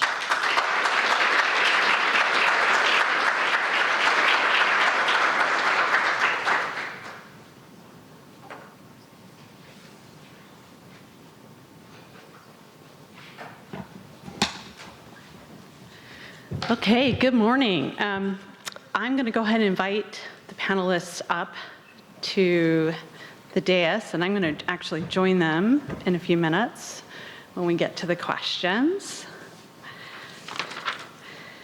So good morning, and thank you for being here today for the Housing Forum and for staying for the Affordable Housing Preservation Panel. My name's Lisa Varon. I use she, her pronouns, and I'm the Real Estate Division Manager for Washington County Department of Housing Services. I've been here just about 6 months and really am enjoying working on this team and getting to know the landscape here in Oregon. It's my pleasure to be your moderator today as we explore the current state of and challenges and opportunities of affordable housing preservation in Washington County and across the state of Oregon. We're fortunate to have a wonderful panel today, all working from different perspectives on affordable housing. As you may have already heard and Molly spoke about, there was a big change over the weekend, and Senator Jama is now the Senate Majority Leader, and as a part of the transition plan, had to prioritize his work in the Capitol with committee chairs instead of joining the panel, and we look forward to continuing to work with the Senator on affordable housing preservation. Ryan Fisher grew up in Corvallis and has worked as a contract lobbyist at Northwest Public Affairs for over 15 years, specializing in health, human services, affordable housing policy.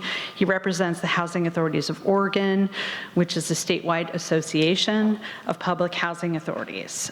Collectively, they are the largest provider of affordable housing in the state.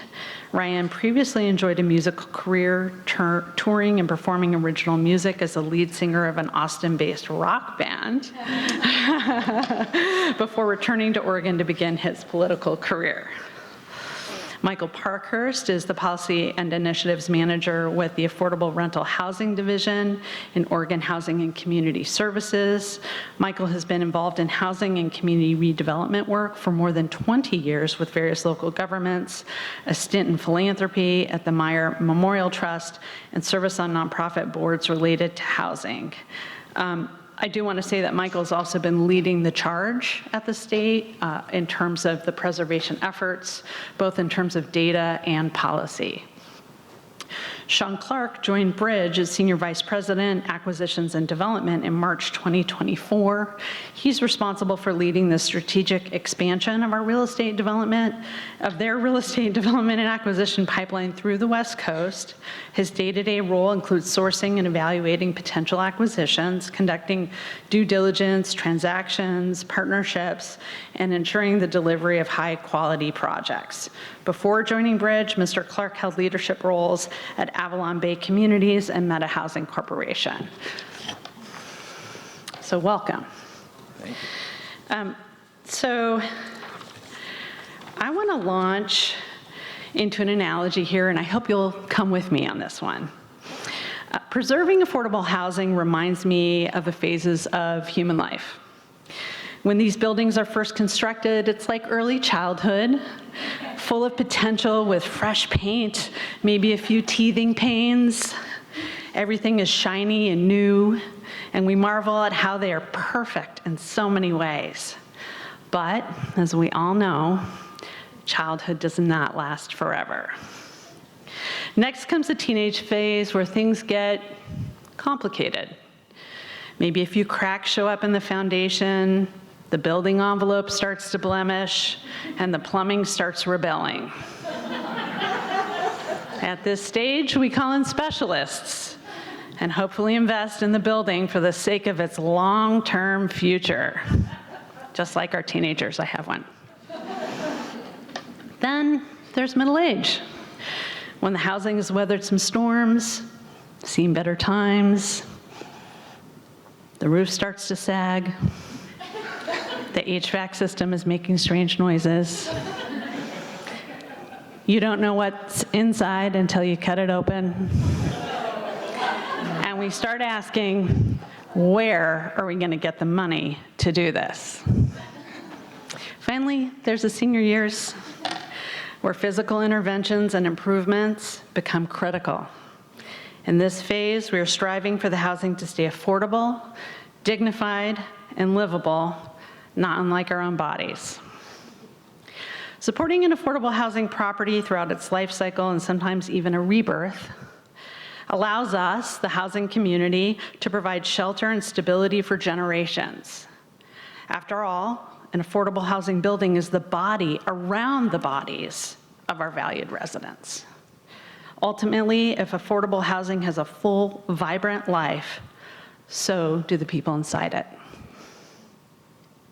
Across Oregon, there are just under 74,000 regulated affordable housing units. And I hope I got that right, Michael. And of those, about 8,700 are in Washington County. Most are regulated for 30 years. And as many of us who've been working for more than 30 years know, that really doesn't feel like such a long time. Currently, we're preserving here in Washington County 172 multifamily units at Woodspring, and our partner Bridge Housing recently acquired Bethany Meadows 1 and 2, a 340-unit preservation deal. But we know there are another 14 properties in the county that will expire by 2030 with almost 1,000 units. Over the next 10 years, additionally, statewide, 3,000 project-based federal vouchers and contracts will expire. I could add more stats, but I'm going to leave that to our panelists. And we'll also provide you with some resources today about where you can get some of that information. But today's panelists are here to show us how we can nurture affordable housing from the growing pains of youth into the wisdom of old age and to a community amenity that we continue to value and support for the long term. All right, now I'm going to hop up here and join the crew.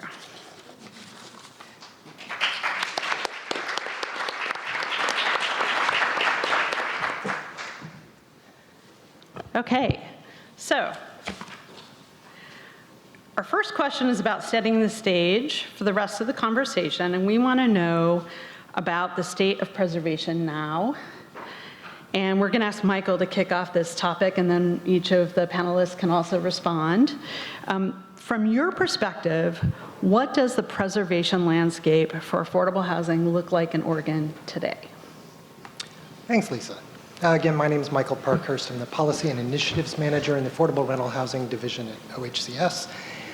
And I have to say, Lisa, that analogy, I appreciate it, and I resemble some of those remarks. I think I'm getting to the major rehab stage of the arc of that work. And I also want to go back to, I want to appreciate what Molly said a minute ago. Preservation is having a moment right now, and it would not be having a moment if it weren't for nearly 20 years of people doggedly agitating, researching, drawing people's attention to the value of preservation. If we're creating a ton of new units, that's great, but we are not adequately growing our supply of affordable housing if we're losing affordable units on the back end because we're not attending to preservation needs. So it's super important. The OHCS now has a dedicated person working on preservation policy. That would not have happened without all that advocacy and years of people working for that. I was the first person to be in that role and started about 2 years ago at OHCS and helped write a preservation framework policy document. I would have brought you a stack of copies, but it's a pretty big document. And working from home, I don't really have the big industrial printer I need for that kind of task. But if you're interested, we can point you toward that document. It's online. And I'm not going to go through like everything that's in there in this conversation. We can get into more detail later. But I think it does a couple of really important things. It explains what is preservation, and why should you care? Why is it important? And then goes through some of the major preservation challenges that are in front of us. So that's one. What that really does is it sets the table. It helps explain to people what we need and why we need it around preservation. You know, if $1 billion fell out of the sky for preservation, what would we do with it? It helps answer that question and sort of structure that conversation. It helps the legislature orient itself as it's making decisions, I think. The next thing that was really exciting is we're getting better at data and tracking. And I think Lisa referred to this too. We now have an online preservation dashboard that's a mapping tool where you can look at your community or any other community in Oregon and see what's in danger of losing affordable protections in the next few years.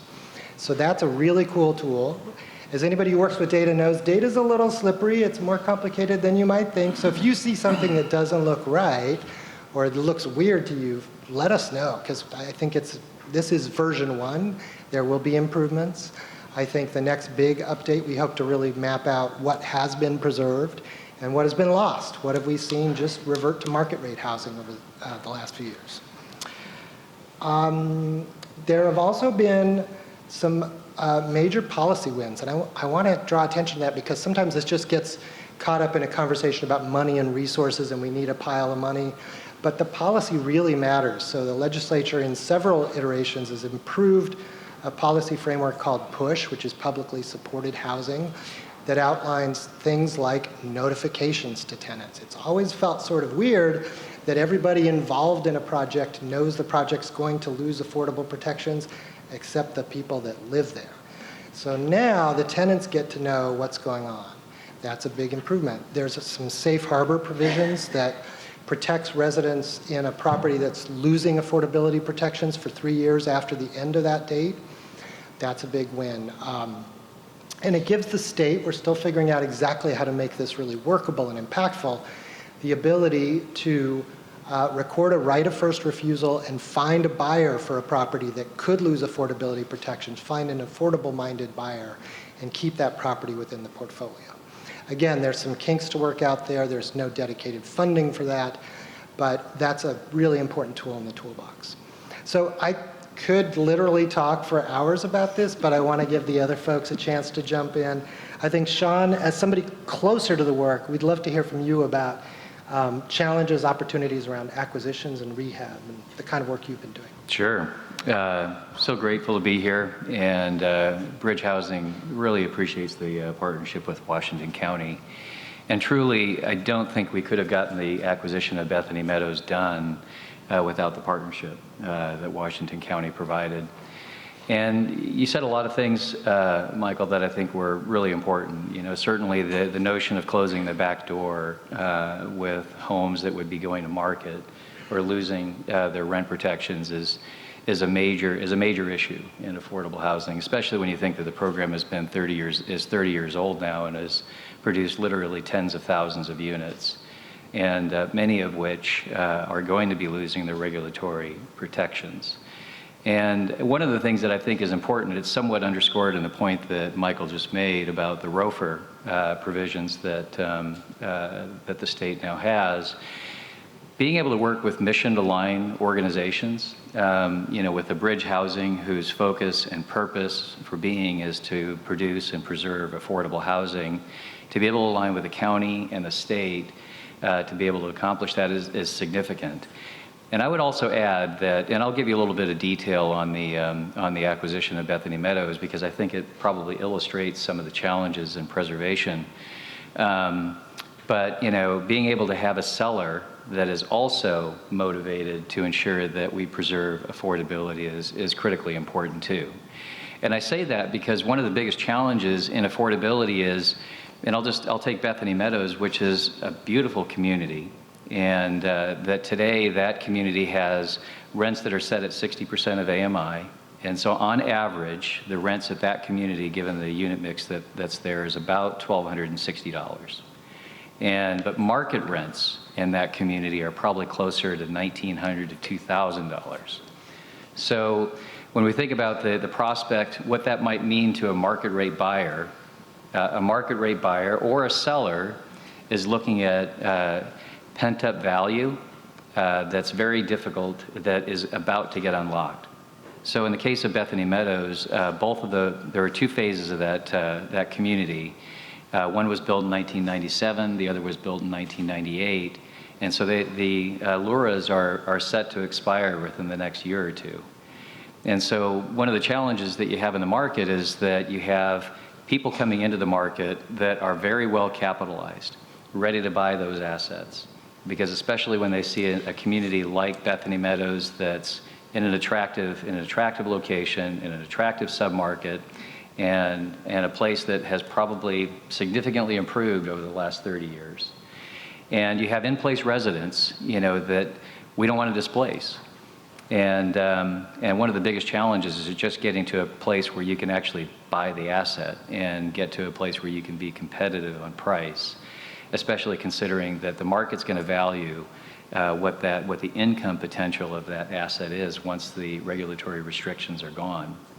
And that is one of the big challenges. And one of the things that we talked about early on in our in our discussions is how can you swim further upstream in terms of your acquisition work so that you're not having to pay that premium right at the back end when units are becoming at risk. Because by the time they're becoming at risk, the price, it's almost like a J-curve or a hockey stick in terms of how the valuations begin to take off the closer that you get to when the LURAs are actually burning off.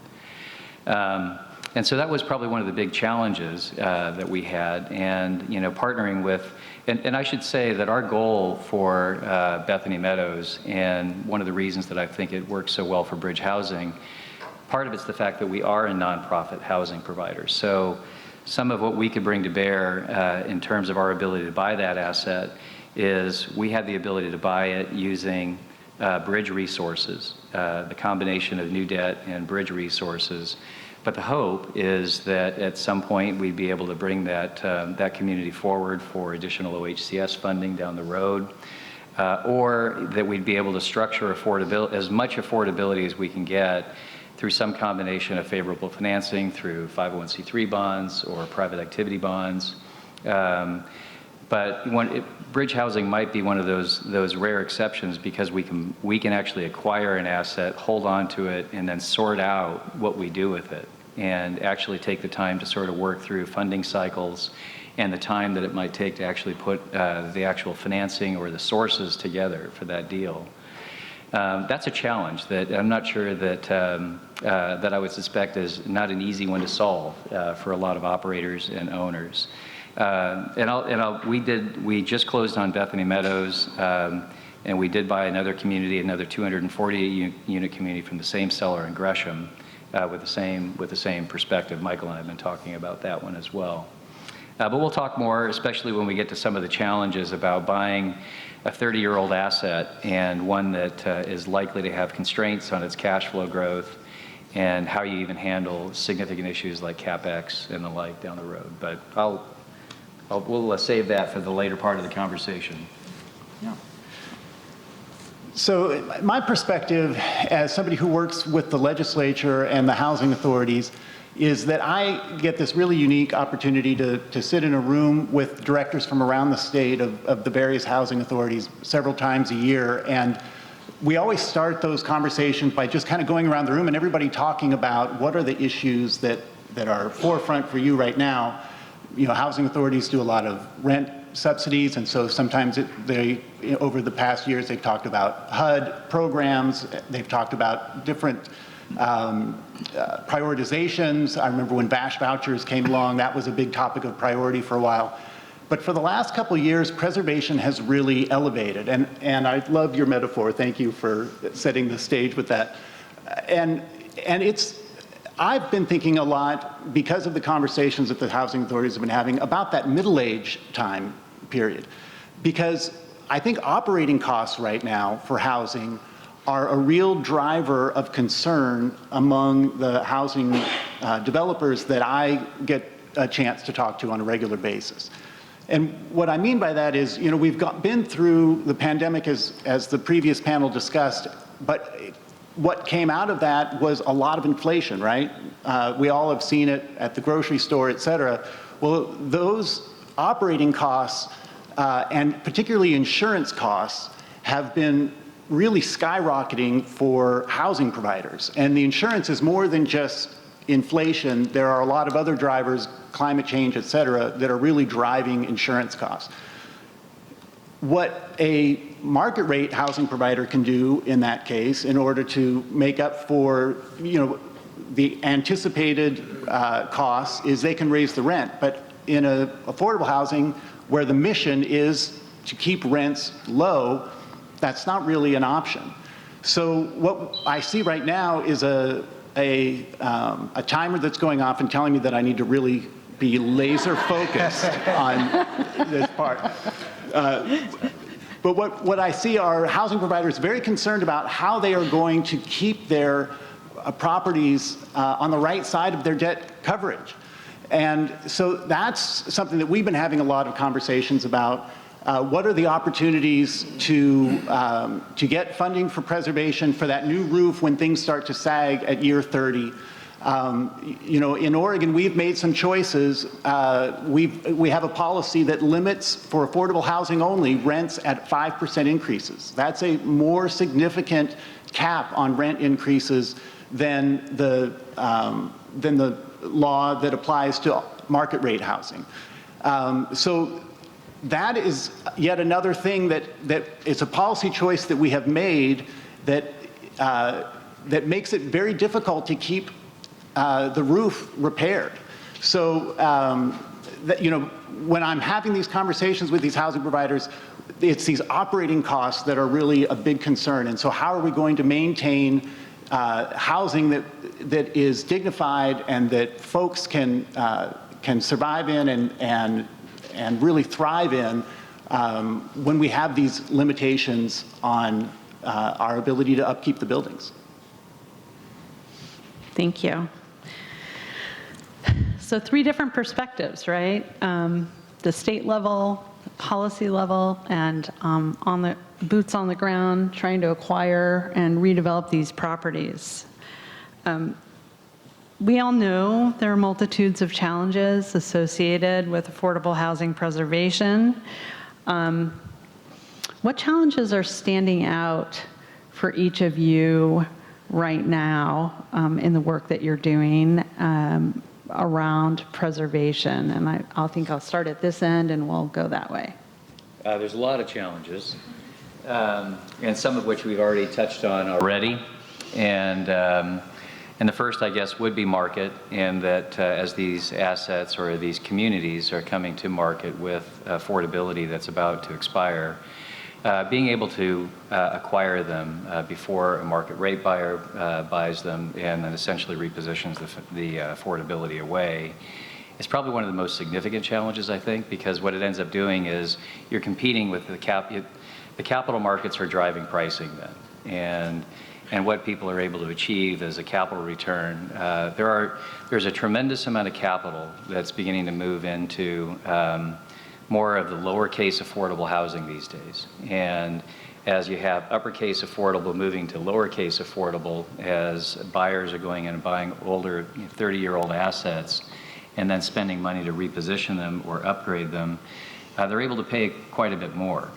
And so in some cases, they might be able to pay 10 or 15% more, or maybe more than that, than what might be typical. And part of it's because of the value that they see coming with the repositioning of the rent roll. Sean, you alluded to something earlier that I think maybe not everyone here in the audience knows about, how Bridge is capitalized to do this work in a way that some of our smaller CBOs may or may not be able to accomplish. This is something I've watched Bridge now for the last 20 years really kind of make this shift, seeing these trends in the market, and I think it'd be useful for you to maybe talk about that a little bit more. Yeah, no, that's a really, thank you, I appreciate the chance to do that. And I would certainly, I would hope that other nonprofit housing providers are able to do the same. But Bridge is a very large nonprofit, California-based. It's been around for 40 years and has a large portfolio of about 14,000 stabilized units, all of which have been built. Over those 40 years, Bridge has built over 22,000 units. The significance of that is that Bridge has a balance sheet of about $3.5 billion of real estate. In 2020, Bridge went out and I believe did the first of its kind and did a general obligation bond, which allowed Bridge to raise $100 million in capital.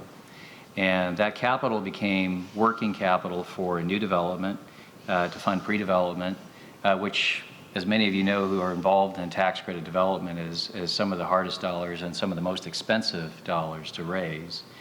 So Bridge was able to do that. But some of that money is what we have been able to use to acquire Bethany Meadows. It's why we can step in and we have the flexibility to be an early buyer of a community like that, and then spend the time that we need to reposition the capital or reposition the financing. So that gives us a unique opportunity and, I guess, resource to be able to buy assets in probably ways that maybe others might not necessarily have the capacity to. Now, the solution to that problem for others might be a funding source, a an acquisition funding source or a bridge funding source that allows somebody to acquire an asset and then the time that's needed to restructure and reposition the financing to something that's longer term. In our case, you know, when we bought Bethany Meadows, obviously the aim is to preserve as much of the in-place affordability as we can. But we have to buy it, you know, understanding that that may not be possible, and there may be a portion that the affordability levels have to rise. It's our objective, it's our goal to make sure that 100% of the community remains affordable. What the change in affordability might be is something that we still have to work through. And a lot of that will depend on the challenges of actually raising the capital for it. You alluded, Ryan, to something about, you know, the capital needs of communities.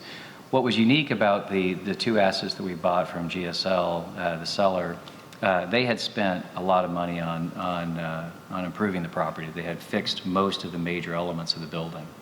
So in a lot of ways, that didn't require a tax credit infusion or a public agency infusion of capital. They did it as a property owner. So we were able to buy an asset that didn't need that additional capital over time. And I will just say that most market rate builders or buyers, when they are buying an asset that they would consider to be value add, which is what these would be, they're able to absorb that CapEx because of their ability to reposition the rent roll. And because of that, they're creating value, and they're creating enough value to cover the capital investment. There is not that same opportunity when you're trying to preserve affordability, because I think to Ryan's point, there's no ability to change cash flow. And so there's no ability to finance it other than when you buy the asset. So if you're competing in a very competitive marketplace that's pricing the repositioning opportunity, and they're able to absorb capital needs, it makes it for a much more difficult competitive landscape for us as a buyer. So I'd say, you know, it makes it more difficult to buy older assets that are more capital intensive without some type of subsidy or plan at least to cover the CapEx. Yeah, I'd say, you know, it's also interesting to me is that I think the competitive landscape, I don't mean to maybe overemphasize this, but you know, I started doing tax credit work almost, I guess, 27 years ago. I started working for a tax credit developer in 1997. And so the tax credit program, I think, was, you know, what, 11 years old at that point, and I think it had become codified and permanent in 93. And I have, you know, in my career, in my, you know, 30 plus years, I've never seen institutional capital moving into the affordable space like I have. And probably the largest and most significant thing that I saw within the past few years was Blackstone's purchase of AIG Sun America, which was almost a $4 billion purchase by, you know, a Wall Street private equity firm. And so that firm is absolutely looking for return on their capital. And so when you think about this space, we're competing with capital that's coming into this space in ways that I've not seen in my career. And so I think that it is just that much more of a competitive landscape that makes preservation so much more challenging, because what we're competing against, especially, is there is a housing shortage, and there's so much money that's coming in and thinking that there's an opportunity to reposition an asset. And in this, like in the case of Bethany, a market rate buyer would look at that deal and say, we could raise rents to $1,700, $1,800, still be affordable, and still be somewhere lowercase affordable, but you would have lost all that in-place affordability, and those 340 residents or families would have been displaced. So I think that's probably one of the bigger challenges, is the competitive landscape, I think is probably so much greater today than it was certainly 25 years ago, 27 years ago when I started in this business. And I started doing acquisition rehab deals that were mostly tax credit finance deals. So it's, I'd say it's very different in that way, and I think the challenges are complex. The way to do it, the way Bridge has done it, you know, to be able to leverage our balance sheet and give ourselves time to sort out a plan has been key for us. I think the challenges that I see at the legislative level are twofold. One is a sort of an educational barrier about the importance of preservation. Because we are in a housing shortage right now, there's a lot of focus on developing new units. And legislatively, it's much more exciting to talk about how are we going to expand the number of affordable units that we have? How are we going to expand the number of units, period, that we have? That's sort of the shiny new toy. The governor has talked a lot about the goals that she has in place for new units. The way that, I'm not good at remembering numbers, but somebody pointed out to me that it's essentially like we have to build the city of Medford every year for 10 years. That's a way of thinking about what we need to do in order to try to get out of the housing deficit that we have right now. So how do you get people, when we need new units so badly, how do you get people excited about preserving the ones that we already have and diverting money potentially away from this idea of new units toward saving? So that's one of the challenges, and it's one that is not a new challenge. It's one that we've been working on in the legislature for well over a decade, for all of the time that, the 15, 16 years that I've been advocating on affordable housing. And we had made some pretty good progress, and then the legislature changes, and we get new folks in place, and we have to start over. So we can't give up on that important thing. And we are fortunate that we have a governor who does understand the importance of preservation and who has been asking the right questions as she puts together her budget, which will become public at the beginning of December. So we have some things going for us, but there's still a lot of work to do in terms of educating the legislature about the importance of preservation. The second is a more technical issue, and it's not terribly fascinating, but I'll try to use a tone of voice that makes it sound more exciting, which is the type of funding that can be used for preservation. So typically for new development, a big breakthrough that occurred, I can't remember, maybe 6 or 7 years ago, but we created these LIFT bonds, which allowed us to use general obligation bonds. General obligation bonds are more available typically than other types of bonds like lottery-backed bonds. But they have some constitutional requirements that are a little tricky, but we figured out a way to make that work for new development, which was great because we were really, we had kind of hit the ceiling in terms of how much money we could get in bonds for new development. This kind of raised the ceiling for us.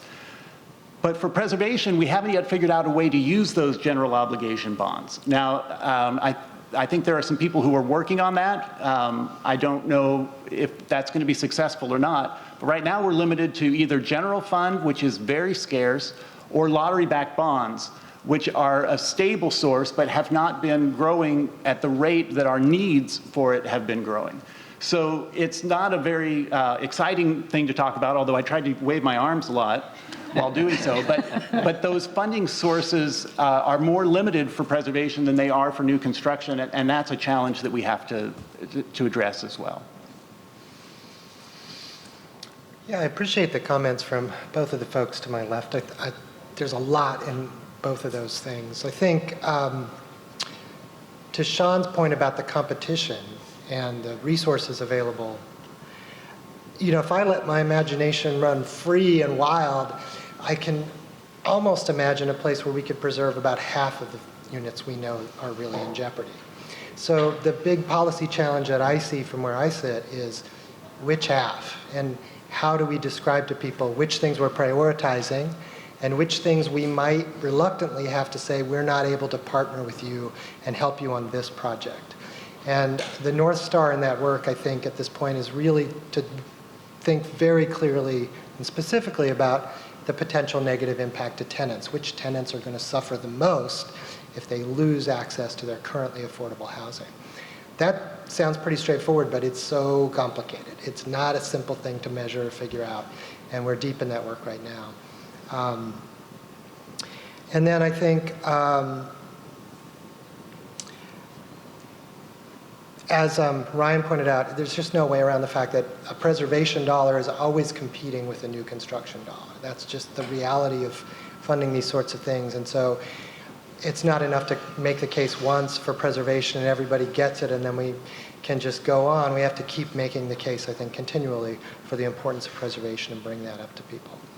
And then to the business reality, I think both of you have essentially brought this up.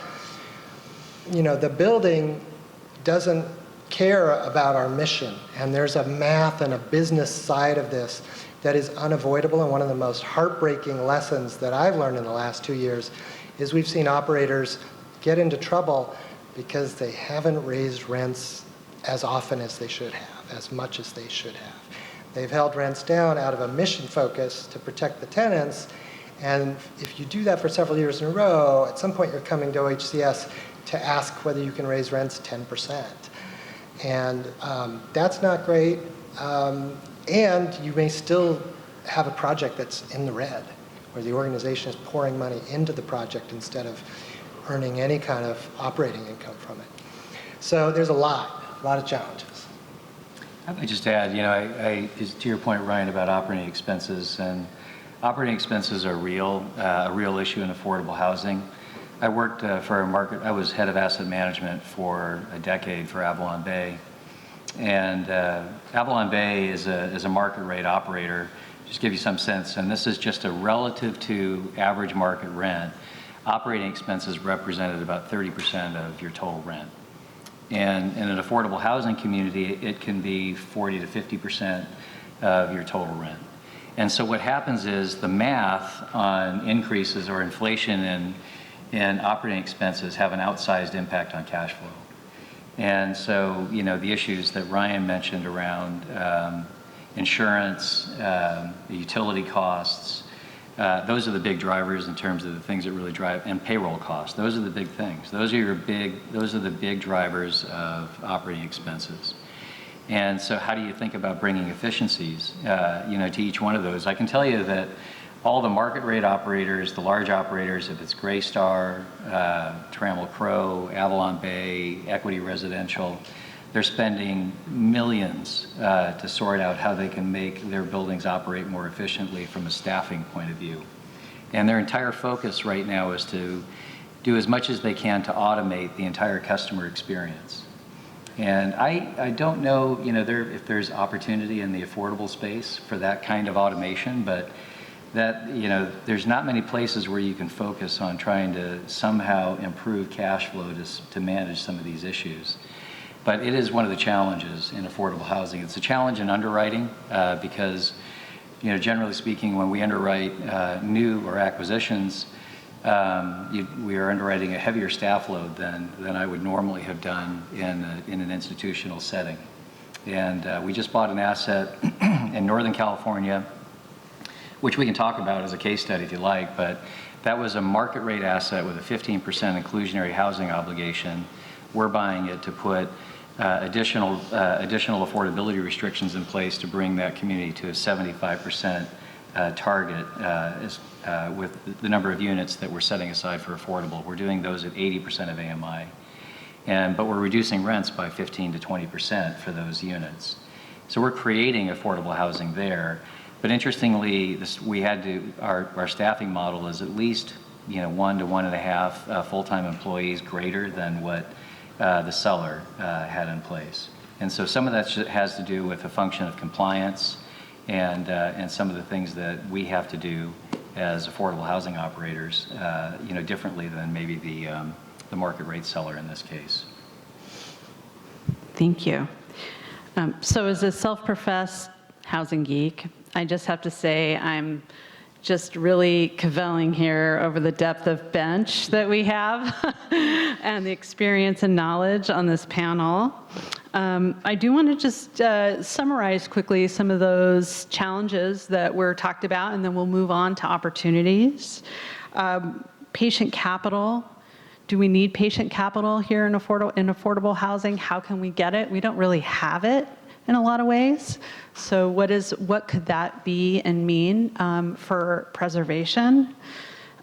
Changing affordability, incentivizing owners to maintain their properties, our structural constraints around rents and rent increases, our CapEx costs and our challenges in financing those in an acquisition, the educational barriers to shiny and new versus a rehab, and political leadership, prioritization. How do we prioritize these properties if we can't save them all?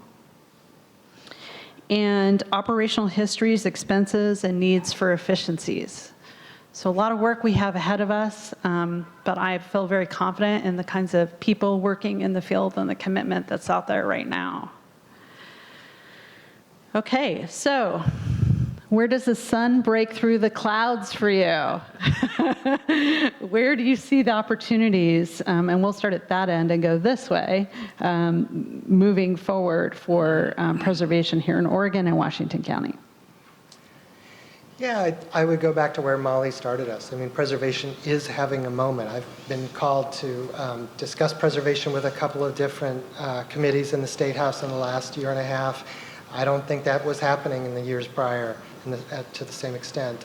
People are getting the basic picture of preservation in a way so you don't have to spend the first 15 minutes describing what are we talking about. That's progress.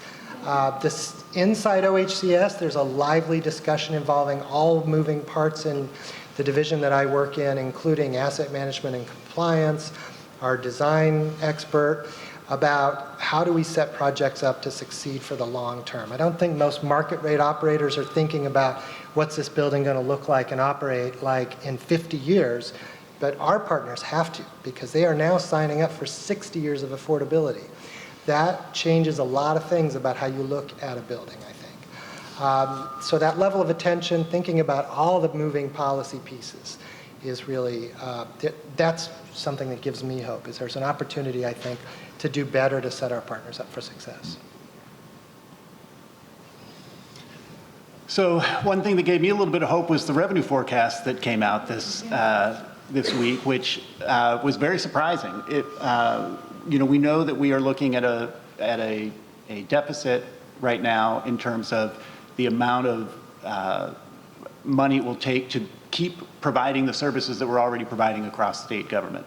But we got some good news from revenue forecasters this week that the forecasted revenue that will be coming in is much greater than last anticipated. We have a new forecaster who's using a less pessimistic model, according to the newspapers. So there is, it's not as dire of a budget picture as we thought a week ago. It's still not great, and it's not to the scale that we need to solve our preservation problems, but I have a little bit more hope for what is coming in the very near term. And I'm very excited to see what the governor's recommended budget will be, which comes out on December 2nd. This governor has put housing at the front of her agenda from the get-go and really understands housing. You know, I had the opportunity to work with her when she was Speaker of the House, and she got into the weeds on all of the different housing issues, including preservation, and continues to operate in that way. So I'm excited to see what is in the governor's recommended budget on housing and on preservation, and that's where my optimism is focused right now. Yeah, I mean, I'd say my optimism is the fact that we just closed 2 deals. So, I mean, that tells me that we're able to actually accomplish preservation. And so, you know, there's obviously a complex set of tools in the tool bag that have to come together for that to happen. But the fact that we're having this conversation, the fact that there is more focus on preservation, what Lisa and Molly are doing to focus on the issue is critically important. Because at the end of the day, there will be a need for funding. And I think when we get to talking a bit about maybe some of the things that we could consider from a policy point of view, or things that we could do to maybe even enhance our ability to do more preservation, there are things I think that we can do. But you know, the interesting thing is right now, and I sort of talked about capital being a headwind, but it's also a tailwind. And I say that because, you know, Bridge Housing is in the process of raising capital to do more of this.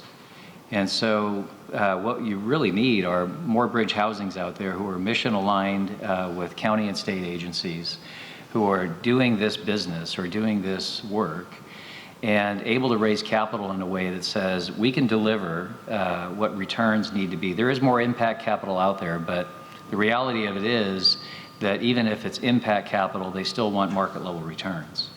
And so to be able to balance that and the space and the place that a bridge can play is to be able to put those pieces together in a way that uses our balance sheet, our financial strength to leverage getting a deal and putting the deal structure together in a way that delivers returns to investors, and yet also accomplishes the mission of affordability. I won't say that every asset or community is going to fit into that round hole. I'd like to think they would. But I guarantee, once we have capital to do it, we're going to be out doing as much of this as we possibly can do. So I feel very optimistic that Bridge can be competitive, that Bridge can do more, and we will do more. And it's our goal to have impact here in Oregon and Washington and California across our footprint. Great. I love wrapping on a positive note. We do have a few minutes to take questions from the audience, and then we'll do a quick flash question for the panelists. Yeah. Brian Kane with Pinnacle Architecture. Michael, I have a question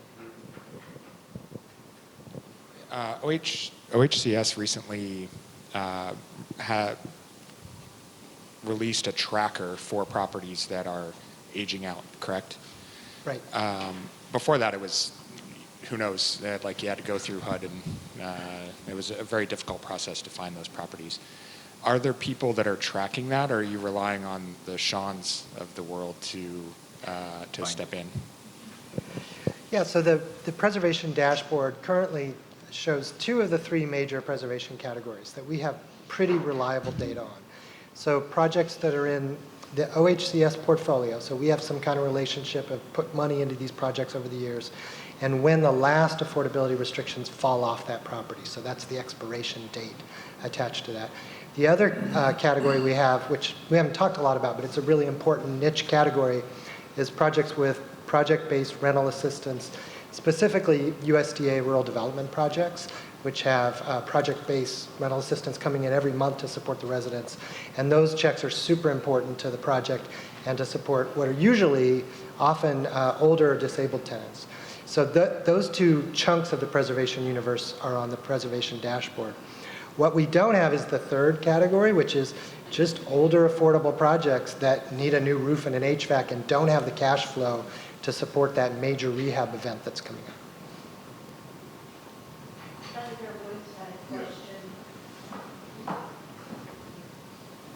Senator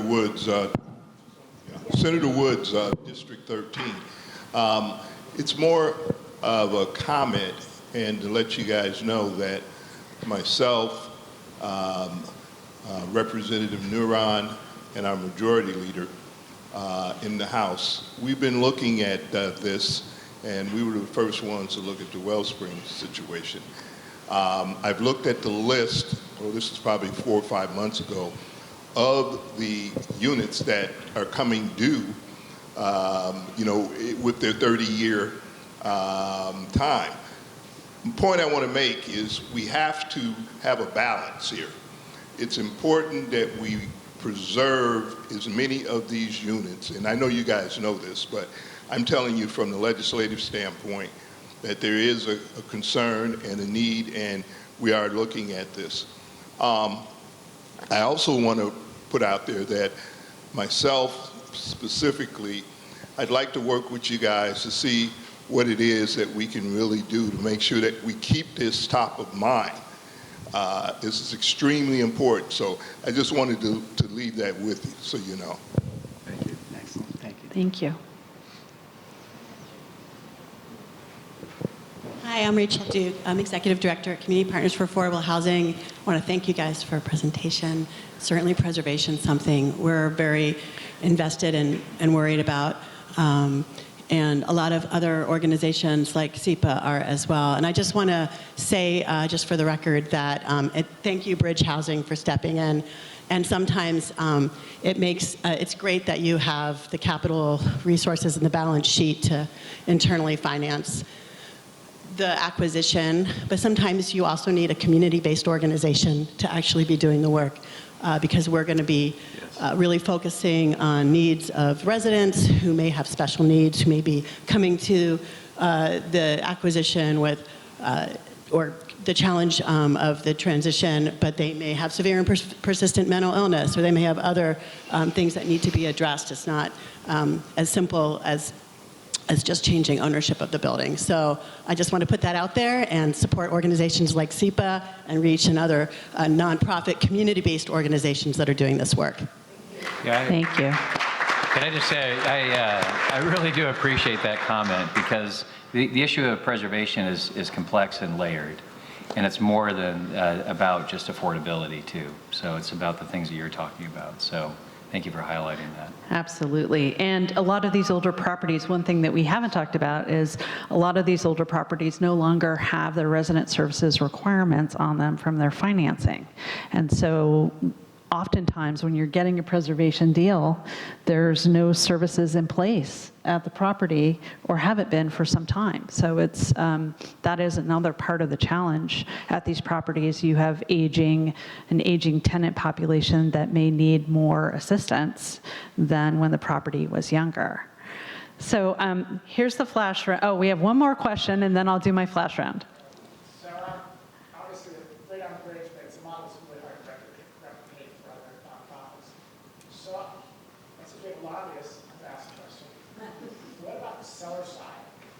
Say the seller side, I'm saying, and GSL, somebody's going to make a profit out of this. So I'm wondering at the Oregon state level, if a seller guarantees to keep it affordable or sell it to a nonprofit or somebody who will keep it affordable, you give them some sort of tax credit on his profit. So they're motivated to sell it to someone who will keep it affordable instead of somebody for profit. So my point is, that's not only lost revenue, it's lost revenue for the state, but it's just a one-time event thing. And maybe over a period of time, you've run through some sort of credit to motivate sellers to sell to people who will keep it affordable. Funny you should say that. That was a policy win I did not call out, but the legislature set up in the last session a new push sellers tax credit that does exactly what you just described. It's sort of a pilot. It's $3 million total for the state per year. And we're just putting into place the process to allow people to apply for that. Okay. So thank you for allowing me to have my Donahue moment here today. For those of you who may know what that is, actually I had to explain that to some of our younger staff. I know what it is. You know which end of the continuum of my earlier metaphor I'm on. Okay, so our audience today is diverse in terms of what they do and how they interact with the affordable housing arena and preservation in particular. When you think about the full range of our community, advocates, elected, local nonprofits, government, residents, what creative solutions are out there, and how can this group, in its diversity, walk out the door and have an action item to follow up on after today around preservation? And I'm going to start with Ryan in the middle and put you in the hot seat, sorry. All right. And then we'll go to Michael and Sean. Well, certainly I would say,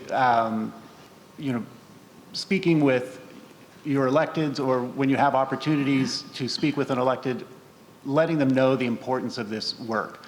As Michael alluded to, we have people asking questions right now. When I started doing housing advocacy in 2008, I had to beg people, legislators, to let me come talk to them about affordable housing, and they didn't really understand why it was important. And I had to first make that case, why does it matter, before I could get into what needs to be done. Something happened along the way where when they went out knocking on doors to run for office and were asking people what's important to you, the thing that started coming up was affordable housing, homelessness, and the connection between the two. And then my phone started ringing and people started saying, hey, will you come and talk to me? And it was a completely different paradigm. We need, when we have that curiosity, we need to be able to talk about preservation and talk about the importance of it, because it's not the shiny new toy, but it is so important for where we need to get to. Yeah, I mean, everything Ryan just said, for sure. And the other thing that I would say is it's very easy for this conversation to get bogged down in looking at spreadsheets and thinking about capital expenses. And I want to drag attention back over and over again to the people living in the buildings. The tenants are really why this is important. And I'm not going to romanticize every affordable rental community, but there are some where people have been living in that community for a really long time. And if they get priced out and they scatter to the four winds, we've lost something irreplaceable that you cannot put a value on. So that, as you're talking to people, I think bringing up the human connection in all this is really essential. I mean, I appreciate the emphasis because really what you're talking about is trying to frame preservation and the significance of it, the impact on people, the impact on our communities, the changing dynamic of communities if we lose affordable housing. And then really that all of us, all of us are such passionate advocates for this issue. And just to ensure that we are taking every active step that we can to reach out to our legislators, to the state, as Ryan suggested. But what I would hope too is that some of this actually gets down to formulating groups that are beginning to really work through some of the, I guess, really the business end, helping support the work that you're doing, Michael, to identify where the needs are, and then start developing specific policy solutions. I will say that, just as an example, one of the most powerful tools that we have as a nonprofit is the property tax welfare exemption. But in the state of Oregon, that is jurisdiction by jurisdiction. It's not codified at the state level like it is in California. And that creates uncertainty when you're trying to do this across multiple jurisdictions in state because you're dealing with different agencies. The other thing that California does, and maybe this is a consideration for the state of Oregon, is the median incomes that are eligible for welfare exemptions are at 80% of AMI, not 60. And so what that does is it begins to really open up more affordability. So you can create, you can actually use that as a more powerful tool as part of your acquisition arsenal. So I think there are things like that from a policy point of view, and then maybe even thinking about as we, it's tough to sort of deal with all the 30-year regulatory agreements that were done 30 years ago, but longer term regulatory agreements hopefully ensure that maybe we just start to manage this in the future. So we just continue to think about maybe a longer term preservation of affordable housing as well. And then, as I mentioned earlier, sorting out how we can fund more CapEx upstream and actually encourage earlier acquisition of communities by mission-aligned organizations at some point, or at least, as you've already said, motivate sellers somehow to maintain affordability. But again, I think there's a lot in each one of those ideas that would need to be worked out. But it's just going to take everybody in this room to force the conversation to be had at the state level, at the local level, and the like. So thank you, Lisa, by the way. Thanks for organizing this and keeping us on track. It was a lot of fun. So we need to know how to tell the story of preservation. We need to have a way to talk about that and make it exciting and engaging. We need to put people first when we're thinking about this work and make sure that they're in the forefront of our conversations as well. And we need to have a much more consistent regulatory environment across the board here in Oregon so that developers kind of know what they're getting into in these opportunities. So I want to thank our panel. Maybe we can give them some acknowledgement. And I'm going to welcome Molly Rogers back to the dais. Thank you. I think the panel also raises for me a really key and important piece, especially as a former director of asset management. Preservation is incredibly stressful for our smaller community-based organizations, our CDCs, that are doing the day in and day out work of keeping people housed. And so when it takes a balance sheet, it takes something, it can be very stressful and your properties don't cash flow. So just a shout out that we're gonna have to find solutions that work for large, middle, and small nonprofits to remain in doing the work that they're doing every day with our residents. Okay, coming to our conclusion. It takes a lot of people putting together a forum like this, and I wanted to make sure we thank our fabulous staff who helped put this together. I would love it if you could stand as I say your name. Jacob Boyetz,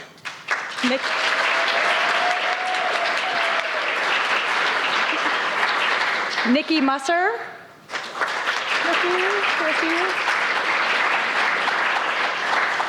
Nadia Mohammed,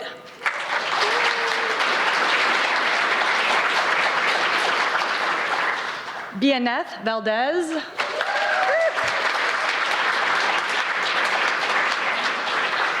Nicole Sting,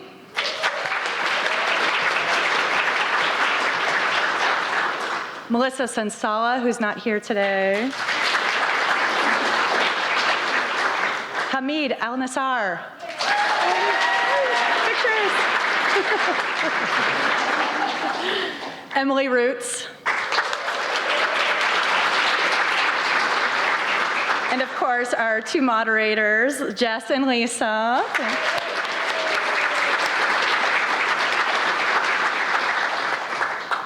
As we conclude our formal program, I want to take a moment to acknowledge our ever-endearing champion of this work. This individual does not shy away from the hard conversations. She reads every piece of information we share and then some, and she has empowered our staff to approach this work with innovation, creativity, and evidence-based approaches. And because of her political leadership, Washington County was able to close our last remaining large encampment last year, and we've seen a reduction of unsheltered homelessness across the county. Chair Harrington.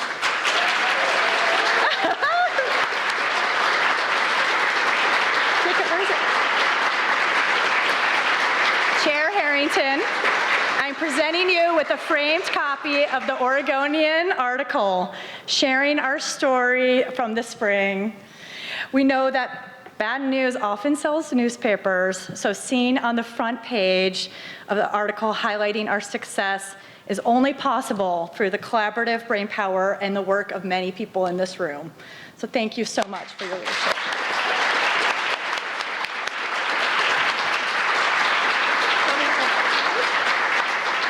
So if I could say, as I was listening to what Molly had to say, I'm thinking Marnie Kyle, Mira Samantel, Emily Roots, Tanya Angie, all of us have had to work together in order to put solutions together to help our community. We achieved the front page of the Oregonian twice now. In case you didn't notice it, two or 3 days ago, your results with SHS through the year 3 annual reports once again made the front page of the Oregonian. So really, this is all about you. I am grateful for the recognition, but it's because of you that I play my part in this work each and every day. So let's keep going together and changing people's lives.